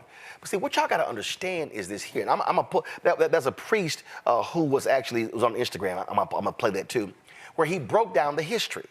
Because see, the history is the Southern Baptist Convention. They used racism and these segregation academies to get white people to support their plans. Well, then when the Nixon folks outlawed segregation academies, then the racists in the SBC could not figure out how to get white people to vote their way. So Paul Weyrich, what happened was they saw this one election where the issue of abortion was on the ballot. And all of a sudden, they then began to adopt that language. And even Jerry Falwell later said they never really focused on the issue of abortion. And all of a sudden, that became the main thing, the moral majority. So it was actually racism. They could not use straight out bigotry to get the white folks to vote. So they flipped to the issue of abortion. So these people who are commenting on Pope Leo, they're liars because they didn't understand the actual history. Okay? So all the MAGA people are upset. All the MAGA people are freaking out. All the MAGA people just cannot help themselves. They're just like what's going on? Well, what is Pope Leo doing? It's because he's right. They're not pro-life. See, you can't be pro-life and you want to cut food. You can't be pro-life when you want to sit there and snatch money for the homeless. You can't be So when we start talking about what Jesus actually preached, that's literally against the MAGA agenda. See, y'all might remember a couple of years ago when I had a pro-life or really an anti-abortion black Republican in my studio and this happened. Is not doing in Mississippi. And so what I'm saying is this here.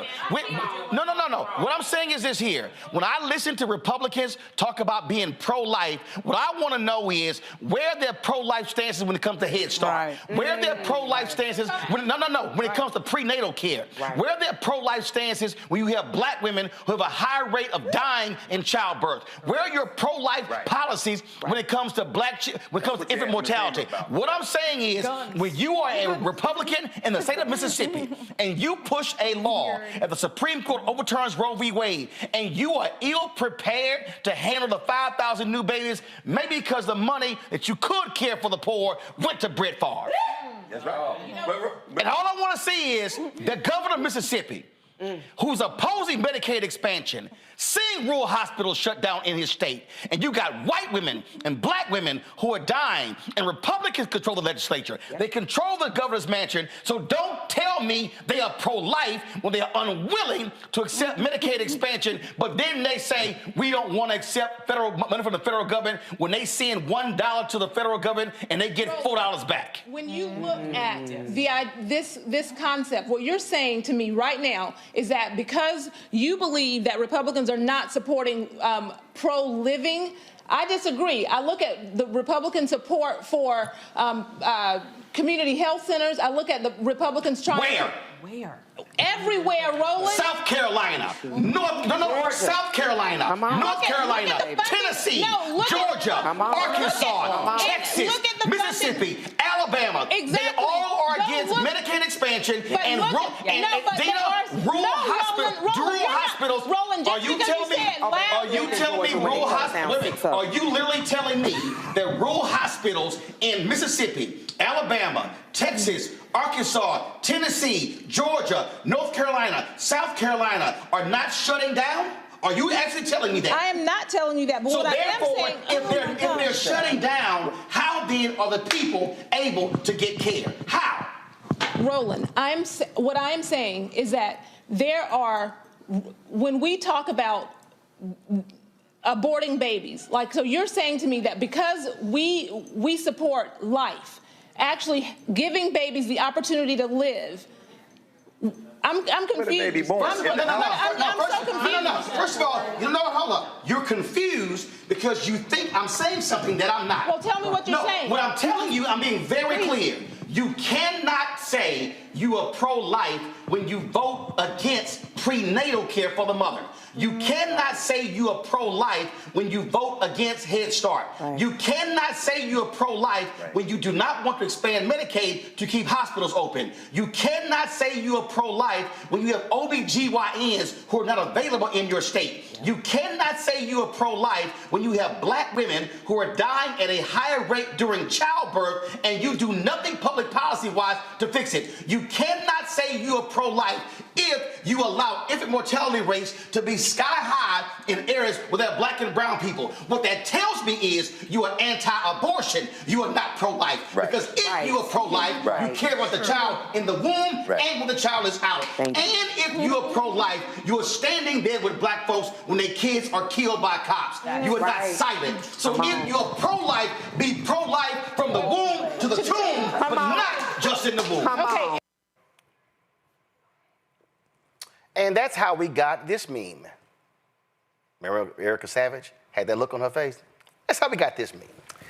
So, Rebecca, they so mad. They mad, but Pope Leo is correct. You cannot continue to yell and scream that you are pro-life when the policies that you support are not advancing life. People die in this country because of food insecurity. People die in this country because they are homeless. People die in this country because of lack of access to health care. And these same right-wingers just love themselves some death penalty, but they real quiet when black folks are being unarmed black people being shot and killed. No, they are anti-abortion. They are not pro-life. Pope Leo is 100% correct. Roland, I love facts. And the reason why I love facts is women have been having abortions since the beginning of time. Catholicism has only been around for roughly 2,000-ish years. And of that nearly 2,000-ish years, it wasn't until 1983 where the Catholic Church actually put into canon, put into Catholic law, that you could be excommunicated for procuring or having an abortion. So you mean to tell me for nearly 2,000 years in the Catholic Church, you weren't excommunicated because you got an abortion, but now in 1983, all of a sudden, oops, we forgot about that the last 2,000 years. So all these people who are talking online, they clearly don't know what they're talking about, but also, quite frankly, according to their own Bible, they're going to hell anyway, because 1 John says you can't have hate in your heart. So for all these people espousing hate, that means you can't love God. If you can't love God, you ain't going to heaven. So I guess enjoy hell. Joy? I mean, I couldn't say it better. I mean, the fact of the matter is, as I said earlier, I don't know what version. I mean, the rest of us are reading a different Bible, right? I don't know. They had the Charlie Kirk version. I really don't know.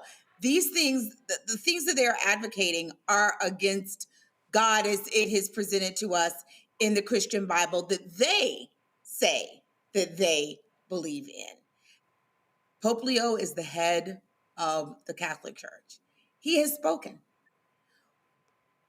We hear him. Frankly, it's the thing that the last Pope said about how you treat immigrants. It's the thing that Pope said before then, how you treat the stranger, how you treat the least of these. Pope Leo is bringing a new voice. But frankly, we've been saying for a long time that when you are pro-life, you got to be pro the entire life. It's not just how you treat women and children, it's how you treat the elderly. Mm-hmm. The cuts that the Republicans are making are also going to hurt Medicare. The government shutdown might interrupt, delay, and certainly confuse and scare a lot of people who are on Social Security. When you care about life, you care about the entire life of the person. Otherwise, we have to call you out on your bullshit. It is not only our right to do so, it is our duty to do so. And anyone who's, that's why people sometimes walk away from the church, because they see so much hypocrisy. That is what we're seeing now. And frankly, one good thing about Donald Trump is I think he's going to bring a lot of people back in alignment with their faith and their values, whether it's Christianity or whatever religion, or even just a humanist. You don't believe in God, but you believe in the importance of the human race. Well, Whatever you believe in, I think it's going to bring people back into their values. I'm not buying. And I think that's important. I'm not buying he's going to do that, because I think these right wingers, they are celebrating a Jesus that really don't exist, Randy. But I think it's important we use that language. Well, no. But my point is, these right wingers, they are celebrating white Christian nationalism, Randy. They ain't celebrating the Jesus that we know to be true. They absolutely are not celebrating Jesus. I don't believe it's possible to be a white supremacist and celebrate Jesus at the same time. They conflict.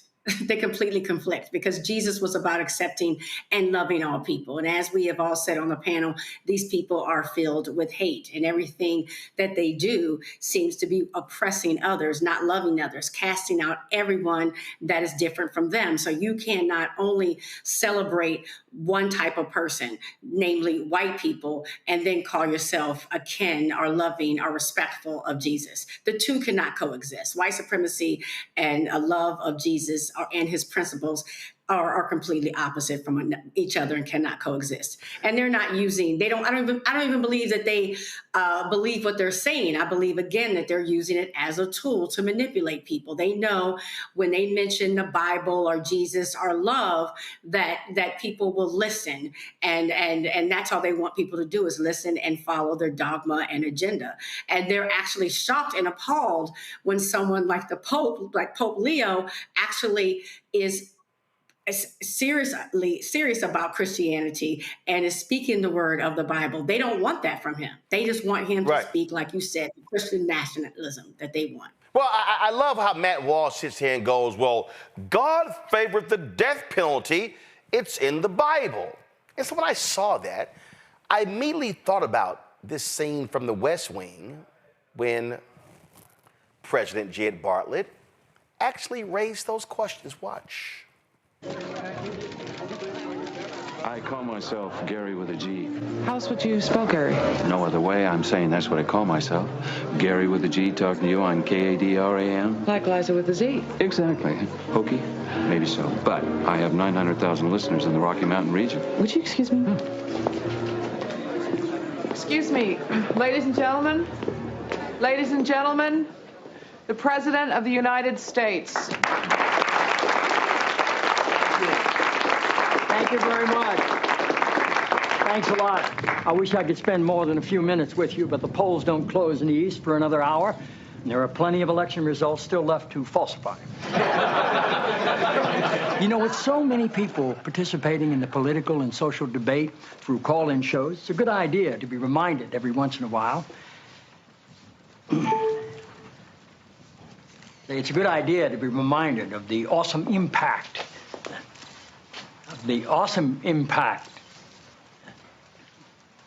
I'm sorry.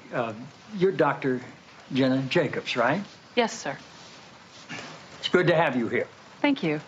The awesome impact of the airwaves and how that translates into the furthering of our national discussions, but obviously also how it can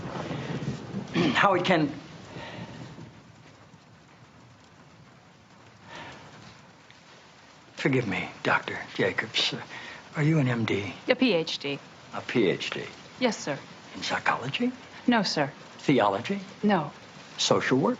I have a PhD in English literature.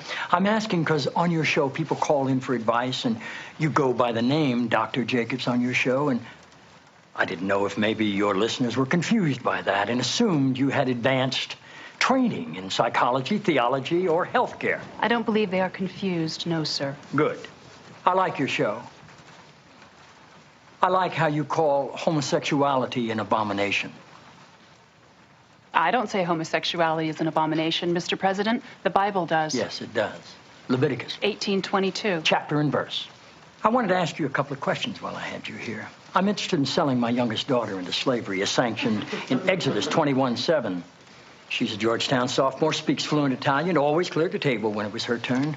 What would a good price for her be? While thinking about that, can I ask another?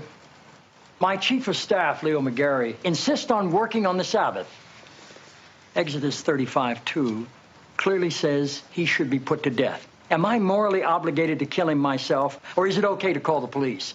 Here's one that's really important, because we've got a lot of sports fans in this town. Touching the skin of a dead pig makes one unclean, Leviticus 11:7. If they promise to wear gloves, can the Washington Redskins still play football? Can Notre Dame? Can West Point? Does the whole town really have to be together to stone my brother John for planting different crops side by side? Can I burn my mother in a small family gathering for wearing garments made from two different threads? Think about those questions, would you? One last thing. While you may be mistaking this for your monthly meeting of the ignorant tight-ass club, in this building when the president stands, nobody sits. Wait.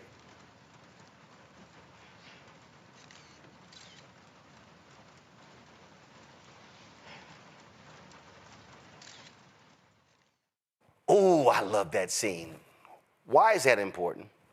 Because, see, when these right-wing evangelicals say, well, God said this in the Bible, yes, but the Bible also said all the things that he just said there as well. So how do they respond to that? Do they say, oh, that's the Old Testament. Jesus came in the New Testament. Well, then what? The Bible also says that Jesus came to affirm the Old Testament. See, this is where they get so confused. This is what they cannot stand. You see, they love to bring these things up, but they can't stand being challenged on these very things. And that's why I'm always going to call them out. You cannot say that, oh, I believe that everybody should accept Jesus Christ as their Lord and Savior. Okay, so if you put someone to death, then they never have an opportunity to actually accept Jesus Christ as their Lord and Savior. So don't you think if they continue to live, even if they are locked up in prison for the rest of their lives, that they have an opportunity to actually do that so they will never have to, in the afterlife, be damned because they can't be accepted into heaven? Am I correct on the scripture there, folks? See, this is the problem with these right-wingers that they don't want to deal with. See, what they want to be is they want to be vengeful, but also hateful. See, again, they want to be anti-abortion because they just absolutely believe in the fetus in the womb. But when that baby is born, then what? What about a Head Start? What about prenatal care while that mother is actually carrying that child to term? What about proper health care? What about proper environmental laws? See, it's amazing how they are against the very things that actually impact life. Do they care about those with asthma? Do they care about environmental racism? Oh, I'm sorry, they don't believe in climate change. Yesterday, we just had the most ignorant Secretary of Defense stand up and say, yeah, we're not going to have all this stuff anymore in the Department of Defense dealing with climate change. Really? But you care about life. So when you see more storms, more violent, more destructive, killing more people, do those lives matter? And see, then when we say Black Lives Matter, they go, all lives matter. What if all lives matter? How then can you say you support the death penalty? What they can't stand is the consistency of Pope Leo. See, MAGA loves that New York Cardinal Dolan praised Charlie Kirk and said he was a saint. With the rhetoric that he uttered, really, Dolan? Or are you simply a maggot, a right-wing American cardinal? See, that's why they hate Pope Leo. That's why they hated Pope Francis. But they can't stand a spiritual leader who challenges them on their faulty spirituality. Gonna go to a break. When we come back, MAGA is really mad because Bad Bunny is gonna be performing at the Super Bowl. Oh my God, it's gonna drive them crazy. Back in a moment. Next on the Black Table with me, Greg Carr. An hour of living history with Dr. Richard Mariba Kelsey, thinker, builder, author, and one of the most important and impactful elders in the African American community. He reflects on his full and rich life and shares his incomparable wisdom about our past, present, and future. African genius is saying that my uncle was a genius, my brother was a genius, my neighbor was a genius. I think we ought to drill that in ourselves and move ahead rather than believing that I got it. That's next on The Black Table, here on the Black Star Network.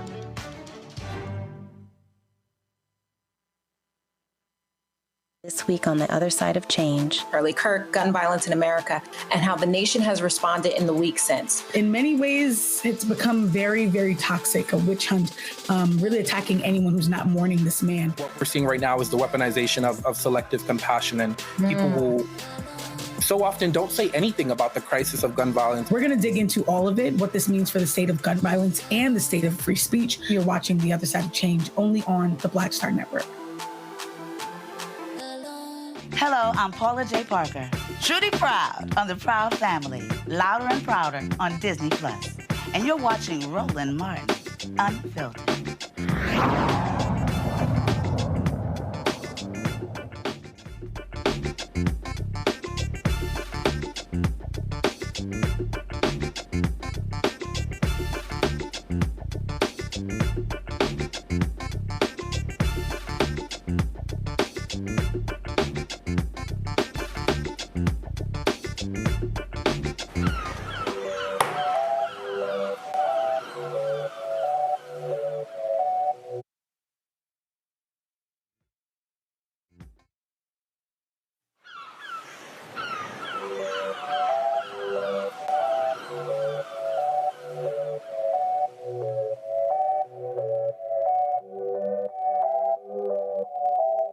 Se acostó temprano, mañana hay que estudiar. Pero llamó a la amiga diciendo pa' janguear. Well, there it is. It's official. Puerto Rico's finest bad. MAGA to lose their mind, y'all. The NFL announces that Bad Bunny is going to perform at halftime of the Super Bowl, and these white people are losing it. They have been yelling, cussing, screaming, oh my God, I'm not going to watch the halftime. This is shameful. Turning Point USA needs to have a counter. What if we had a group of Christian artists who sang at halftime? This man is the devil. This man doesn't like ice. You had this white woman. She's like, I've never heard of him. Like, we ain't never heard of you. The man got 5 million Twitter followers. Her trifling ass don't even have 100,000. Y'all, Bad Bunny has won 3 Grammys, has more than 100 billion streams, has the most played album on Spotify. He has a global reach. He's a reggaeton singer, okay? Has sold out across the world. But Lord, MAGA don't know what to do because a Spanish-speaking artist who has openly challenged Donald Trump's immigration policies is going to perform at halftime. Then they're saying, how dare he? He's not an American. He's Puerto Rican. It's a U.S. territory. Woo. Rosa Clemente, doctoral student in the W.B. Du Bois Department of Afro-American Studies at UMass Amherst, joins us right now. Rosa, Lord have mercy. More MAGA fools have found Puerto Rico on the map in the last 48 hours. Since the NFL made this announcement, these people are losing their mind. I mean, yeah, it's crazy to the point where I had to cut off family members that were anti-Black, even though Bad Bunny doesn't identify as anti-Black. You know, I think the biggest issue is that most people don't know why Puerto Ricans are American citizens. That was forced upon my ancestors in 1917, where they were just like, you know what? Everybody's now in Puerto Rico an American citizen, and that was to recruit more men to the World War I. And I think MAGA's. It's interesting because there's been other artists that have been on that stage with mixing Spanish and English. And what Bad Bunny is doing is what we call us in the 70s to right now, particularly in New York City, particularly in the Bronx. It's just like that's what we do already. We rep our country, and the reason we rep it the way we do is because we are still a colony of the United States of America. And Bad Bunny has awakened the consciousness of an entire generation. Crazy, Rosa. I mean, first of all, I found this video here. I gotta admit, it's highly laughable. Watch. That Bad Bunny, whatever his name is, Bad Bunny, I don't even know who the man is. I know, all I know is from political thing that he support Democrats and that he's anti-Trump, right? And that's apparently where the NFL is going. So I won't be watching in the Super Bowl this year, which I mean, football, sports has got really dull for me. Like, I'm done watching a lot of sports because it's got too political, right? Like, all the great people that could have headlined the Super Bowl, it used to be people with actual talent, and it's not some dude who I don't even have a global or national. No, like nobody knows who he is. Like, I mean, people know who he is for the wrong reasons. That he attacks ICE every chance he gets. He attacks Trump every chance he gets. He attacks Trump supporters every chance he gets. And so half the country don't like him. Half the country don't like him. So half the country probably won't be watching the halftime show. And so it just, the NFL ought to be ashamed of themselves. They become extremely political. He's feminized. I don't know if he gay or what. I had to sit here. First of all, brother, why don't you learn how to look at the camera when your ass talking? How about you start right there? 2, ain't nobody ever heard of your ass. And then he said, this guy's not global or national. Damn, does Google not work? And then I love this here. So sports has just gotten too political. Oh, but y'all didn't mind those moment of silences for Charlie Kirk at the Green Bay Packers game and Dallas Cowboys game. They don't mind the politicians showing up in the suites of the owners. They don't mind the owners who actually give money to MAGA, but they say Bad Bunny too political. Well, I mean, isn't it fascinating, the political commentators on the liberal white folks? Because I'm like, I already know what the right is doing. Right? Is not even standing up to protect their own American citizens in this country. Bad Bunny residency was historical, but there's a lot that's being left out. First, he chose not to come to the United States because he was scared that other Latinos, unlike with Puerto Ricans, which, Roland, mad people still don't even understand that Puerto Ricans are American citizens, right? So for him to come out and be like, you know what? I'm repping Spanish. I'm repping hip hop. I'm referencing reggaeton, right? And that's what they're scared of, obviously. Also, what Bad Bunny has done is really awaken an entire new generation of consciousness post Hurricane Irma and Hurricane Maria. But there's also a reason why, Roland. I think this might be your next question about the military occupation of Puerto Rico. No. I got another fool to show. I mean, I'm just having a ball, y'all. Watch this here. Do you wonder why the NFL hates its customers? I don't understand. I do understand. They think they're too big to fail. So they've adopted woke and they refuse to let it go, as evidenced by the halftime show they're putting together. Well, Jay-Z is, that's Jay-Z a whole nother video by itself. However, the definition of stupid, if you have a business, is to do things to make the majority of your business hate your business. But the NFL has done a great job over the decades of making themselves into a brand that they feel like is too big and they can do whatever the hell they want to do. Y'all, What am I talking about? first of all, Rose, this is an 8-minute video. I'm not playing all of it because he's too stupid. And see, these MAGA people, they were so pissed off last year with Kendrick Lamar performing, and they were just upset, and they're just kind of like, oh my God, this is just too black.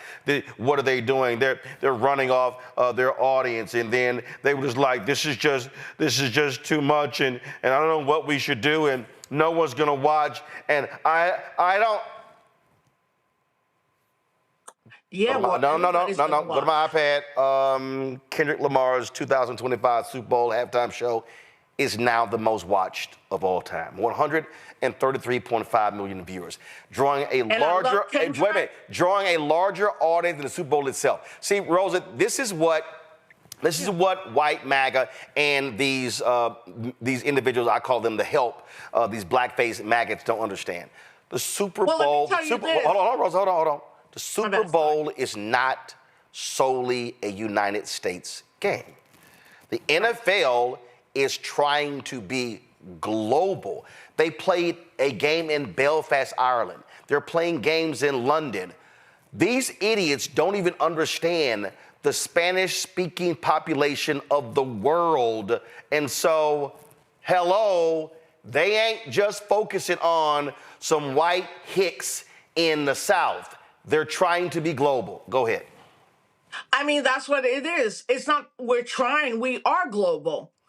And what Bunny's representing, Bad Bunny's representing, it's just not like the colony of the United States, Puerto Rico.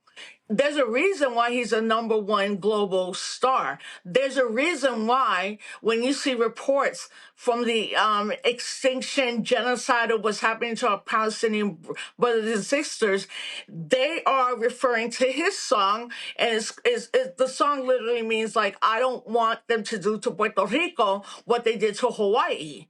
And I think part of it too, Roland, is like, there's a lot of people that just don't understand how Puerto Rican people became U.S. citizens, and that happened, and the United States needed more soldiers. But the most important contemporary thing that we can see right now is in Puerto Rico right now, while Bad Bunny was doing his show, 90 miles away, Arroyo, Puerto Rico, we have 2 ships, naval marine officers, 4,500, and every day there are military exercises. Why? Because that's why they made Puerto Rico a colony. It gives the United States a strategic way to get to the rest of Latin America. And today, Maduro, the president of Venezuela, we all have our understanding or angry with him, but we know when they go to invade Venezuela and lie about the last 8 people they killed, citizens, they need Puerto Rico to go do that work. Right, I'm sorry, but the same thing is we're celebrating Bad Bunny, and we also want to like highlight what a colony looks like, but also that because of Bad Bunny and a lot of folks, Puerto Rico's going to be free a lot sooner than I ever thought it was going to be free. Right. Rebecca, I saw this tweet from Eric Erickson that I thought was laughable. He said, the Super Bowl halftime has been awful for the last several years. Rebecca, it's only gotten bigger and bigger and bigger. So I'm like, what the hell are y'all talking about? And see, Rebecca, what they really want, they're like, why can't Jason Aldean perform? Why can't we? Because guess what? Because ain't nobody trying to watch Jason Aldean perform at halftime. Sorry, I remember. I forgot the Super Bowl I went to. I think it was in Miami. It was when the Saints played the Colts. I think the Who performed. God, that was boring. Rebecca, your thoughts?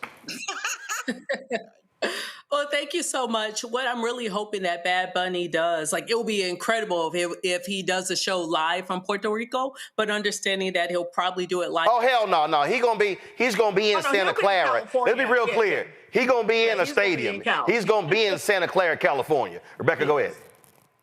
But symbolically, I hope he brings Puerto Rico to California. And I hope he really digs into the indigenous culture of Puerto Rico, because a lot of people assume, oh, because of Spanish speakers, that there is some connection to Spain. But I really want to see the indigenous roots. I hope his entire performance is not in English. And I'm very excited about it. And I appreciate people like Taylor Swift who made it known, hey, I'm not going to be performing at this next halftime show. No offense to Taylor, but we want to see the people. Like, we don't need to see the Who. We don't need to see Wonder Bread artists right now. We actually need to see artists that embrace the multiculturalism of our country. Well, first of all, here's the deal, Rosa. I mean, I don't care if Taylor Swift performs. I'm fine. They're just angry because you don't have right-wingers. Listen, MAGA would love for Lee Greenwood to bore us to death at halftime. Well, look, first he's doing the whole show in Spanish, but he's also doing it in what we call Spanglish. And I also think people in this country are not aware that like 70 million Hispanics, Latino folks are in this country, and how half of them alone don't speak Spanish just around colonialism, right? So I'm happy he's going to do that. As someone that doesn't like football, a brutal sport, I understand the influence, what Kendrick did last year, what Puerto Rico's doing right now. And it goes back again to the fact that, listen, in 2019, where protests and demonstrations were building, started with La Colectiva Feminista, the feminist collective, to oust the governor, Ricardo Jose Joe, and his entire administration, because there was 889 texts sent about folks that were LGBTQI, and then also like Carmen Yulín Cruz, that was not the governor, the mayor at that time. So, you know what, Roland, you know where we're at, right? I mean, these folks are coming after us whether we're black or brown. It's not going to make a difference if any of us are like, oh, I'm a black Puerto Rican. No, I'm Taino. And these are good things. But if you don't have the politics, you're not going to understand that. And I also think, look, he's being who he is. Right. I mean, but that song, when you listen to it, it reminds me, honestly, of when I've watched documentaries of Africans in the United States of America that were trying to flee slavery, and the songs, the lament, the thing at the end. I'm like, nobody's done that. And he is like, every young person who's a Boricua from 1 to 40 in this world, they're looking at everything he's doing as a political statement. Hey, Joy, I remember, Joy, 2003, Beyonce performed with, and with Bruno Mars. And remember this here, just pull the audio down, but MAGA lost their mind because all these black women had these berets on, and they were like, oh my God, she's paying homage to the Black Panthers. What do we do? Again, all they can do is complain about something because, Joy, they can't stand black and brown people. That's what they want. What they want is whiteness. They want Wonder Bread and milk at halftime. That is right. Their artists are boring. Nobody is wanting to see them at the Super Bowl. If the NFL thought that it was in their financial and cultural interest to feature, some of the artists that you were laughingly mentioning a few minutes ago that, hell, I don't even know, they would have done it. They're pitching Bad Bunny because Bad Bunny is who people want to see. The NFL also is trying to be an international audience. I think you alluded to this earlier. They're not just trying to stay here in the United States, right? So they're trying to appeal to the entire world, playing games overseas, etc. So that is also happening here. They're saying that we embrace a multiculturalism that is already here. The NFL is lagging. They're not in front. These folks are already here. We've seen it with all the artists, and white people are watching and listening to these artists as well. This is not just about people of color, because we know they don't give a damn about us either. This is about the constellation of people who watch these games, want to see Bad Bunny, and I hope he brings it. And because he is politically and culturally and socially aware, we can expect that there's going to be some undercurrent here that's going to not just be about music, but is also going to be about transforming in a critical election Randy. Sis, I love that you said that because, Roland, I don't know if you know. Real quick. Okay, so I don't know if you know. So last night, a Bad Bunny song from 2020 was released on SoundCloud, where he's straight being like, "The police are killing black people. We miss Kobe, and there's white young men massacring people." Right. So like. Right now, from what I'm hearing from folks I know at those levels, they're saying the NFL might be rethinking of even having him because of a song that we would see from any hip hop artist that was political and black. We would see it from Talib and Dead Prez and all the amazing, like, more political rappers. And it came out and somebody just dropped that. I had never heard it. But once I heard it, I was like, oh, yo, Boricuas, look, right here, we at a whole different level right now because they're trying to erase us because their launching pad to invade Venezuela is here. And I guarantee you in 10 days, they're going to try to invade Venezuela from Puerto Rico. Here's the deal, Randy. Let's be real clear. The NFL is a group of white men, white women, except for one owner, Con, down in Jacksonville, who love money. They love money. These are some MAGA, Trump-loving, Trump-supporting, donating owners. And so let's just make no mistake here, okay? No one can be confused, okay? For everybody who's out here who's like, oh, Jay-Z's picking halftime. No, he's not. Jay-Z's recommending the artist at halftime. If you think for a second that Roger Goodell and the NFL office did not vet Bad Bunny and check everything out, you're crazy. And these owners, because I remember, with Kendrick, well, some owners, they weren't happy. Bullshit. When them ratings dropped, they were happy. You know why? Because the NFL, y'all, just in case any of y'all want to understand, DeMaurice Smith talked about it on The Breakfast Club, and guess what? The owner of the Patriots, Robert Kraft, he talked about it as well. He said it. The NFL practices socialism because that's what the NFL is. They actually share money. They share revenue. These owners know what they are doing. These owners are all about the money. They are about getting paid. They are about making more money. They don't give a damn if MAGA's upset because you know what they want to see? They want to see Latinos, brown people. They want to see them buying product. They want to see them buying jerseys. They want to see them buying beer at the game. And matter of fact, if y'all out there think that I'm lying, here's Robert Kraft on CNBC, and wait until you hear the white anchor stop him from talking about socialism. Listen. Would I have believed in '94 when I played the highest price ever paid for any sports franchise in the world? We are now. And I never would have believed it, but, it's a credit to my partners in the NFL, and Roger Goodell has done a great job leading our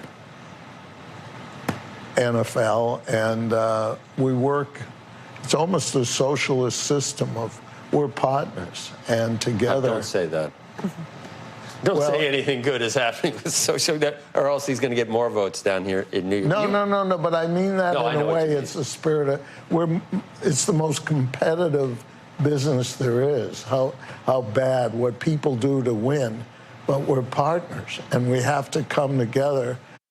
See, Joe Kernan right there, Randy. Joe Kernan didn't want the truth being told. Hey, man, don't bring, we dealing with Mom Donna here in New York. Don't say socialist. But he's right. The NFL is the biggest sports league in America, $25 billion. They're the only sports league that competes with Jesus. Churches will shut down early on Sundays because folks are going to watch the game. So let's be real clear. The NFL, they ain't backing out of this here. They love the controversy because they want the ratings to explode. And you know what that means?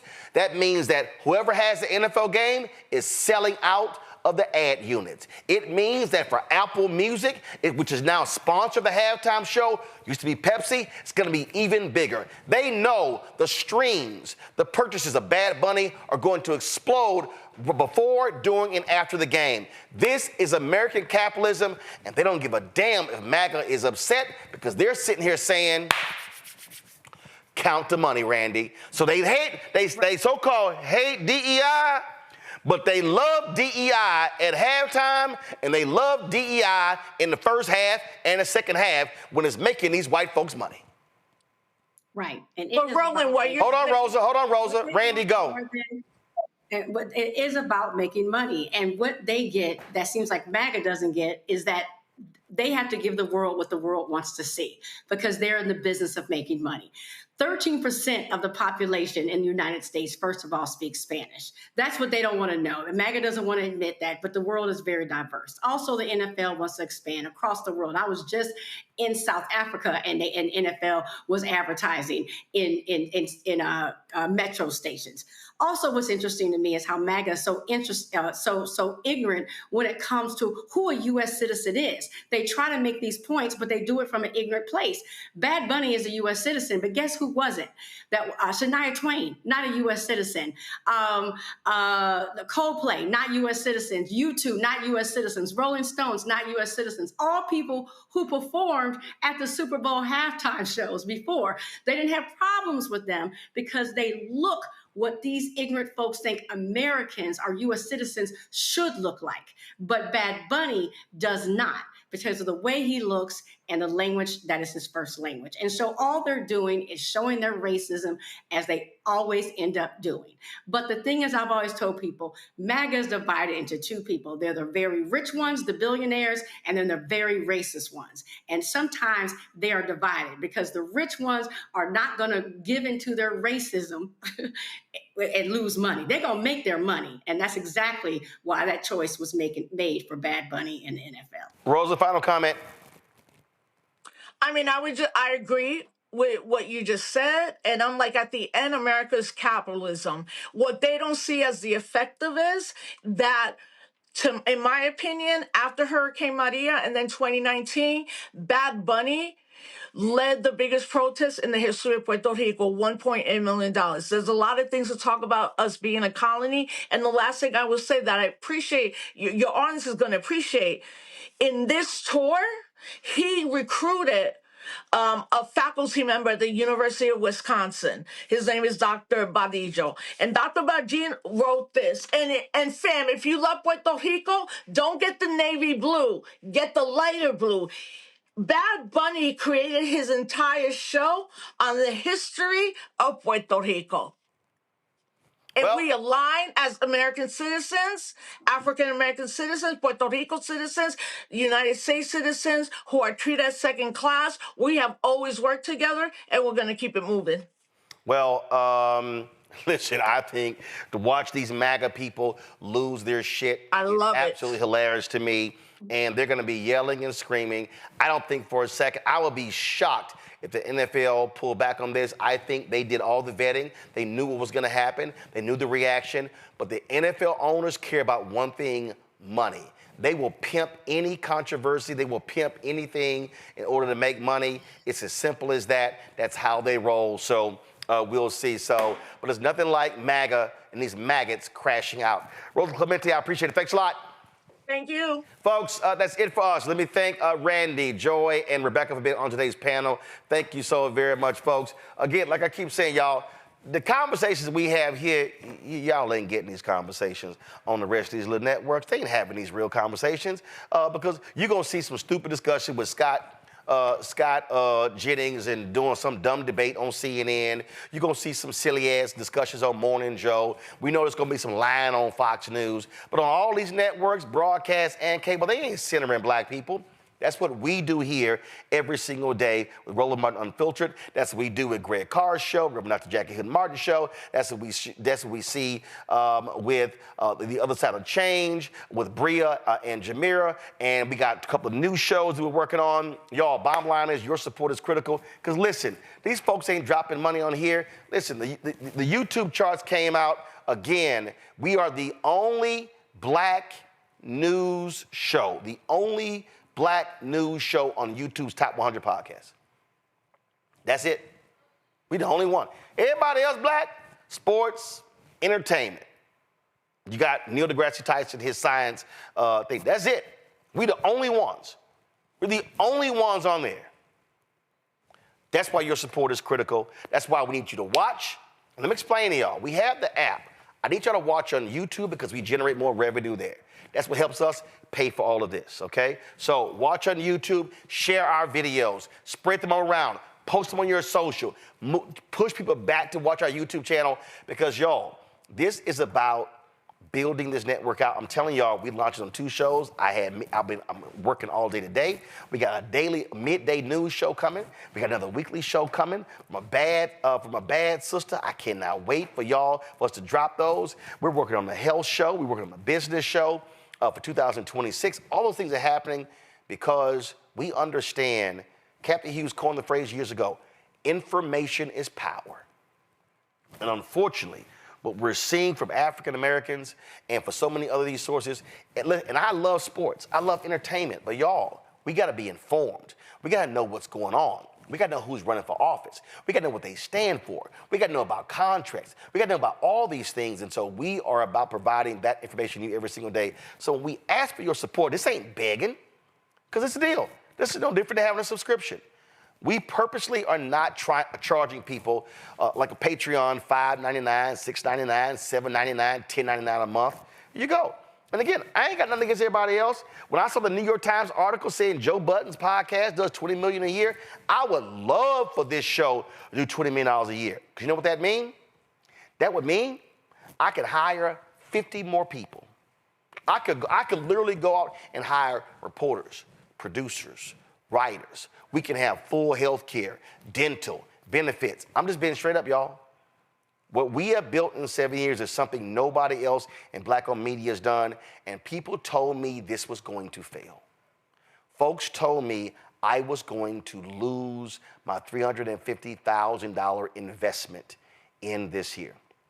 Because see, y'all, the first year and a half, we had small amounts of money at YouTube coming in. I took $350,000 of my own money to make sure that our staff was paid. And we launched this show. We had one sponsor. We launched this show. That money lasted us from August through December 2018. Our folks never got paid late. Not one day, not 1 hour, not 1 minute, not 1 second. So the donations of our team has made this happen. And understand something. It's real simple. It's real simple. It's a whole bunch of other people out there that have failed. It's a bunch of mainstream. I tell you about the recount. They raised $32 million and they went bust in December 2022. And they launched the same time we did. They raised $32 million and lasted 4 years. And so this is why it's important for you to support us. We're trying to raise $1 million between now and December 31st. We launched this effort on September 4th. We've raised $250,000 already. Your investment is important. We're 25% there. And I'm telling y'all, the stuff that we are playing is going to blow you away. New daily midday news show, another weekly show, a business show, a health show, plus we're completely retooling blackstarnetwork.com to be a news portal. What we are doing is what Black people say we need, but we can't say we need something if we ain't willing to pay for it. Because if we're willing to pay for Starbucks coffee and bags and shoes and stuff along those lines, and then we complain about, oh my God, why didn't we know these things? It's because we're being force-fed sports entertainment all day. Oh, the right wing? Oh, they got Republican billionaires cutting them checks. Breitbart, Daily Wire, Daily Signal, Daily Caller, all these right-wing people, PragerU, all these people, they got right-wing billionaires cutting them 5, 7, 10. Listen, it was a Pakistani Iranian who gave $15 million to Tucker Carlson to start his company after he got fired at Fox. And Fox did to pay him off, he got millions. I ain't have millions after getting fired. Didn't have it. My point is, the stuff that we are playing, it's about educating and empowering our people. To support what we do, Cash App, use the Stripe QR code. See at the bottom left-hand corner. That's also the credit card as well. PayPal's R. Martin Unfiltered. Venmo is RM Unfiltered. Zelle, Roland at RolandSMartin.com. Roland at RolandMartinUnfiltered.com. Check your money order. Make it payable to Roland Martin Unfiltered. P.O. Box 57196, Washington, D.C. 20037 7-0196. Download the Black Star Network app. Apple phone, Android phone, Apple TV, Android TV, Roku, Amazon Fire TV, Xbox One, Samsung Smart TV. Be sure to get a copy of my book, White Fear, How the Browning of America is Making White Folks Lose Their Minds, available at bookstores nationwide. Also, if you want to get our Roland Martin Unfiltered Black Star Network swag, you can do so by going to shopblackstarnetwork.com. T-shirts, hoodies, wall art, mugs, you name it, we got it right there. The QR code's there as well. Just take your phone, open your camera, point into that QR code, tap it, boom, you're good. If you want to get our Black-owned products, everything you see to my left right here. See these products right here, y'all?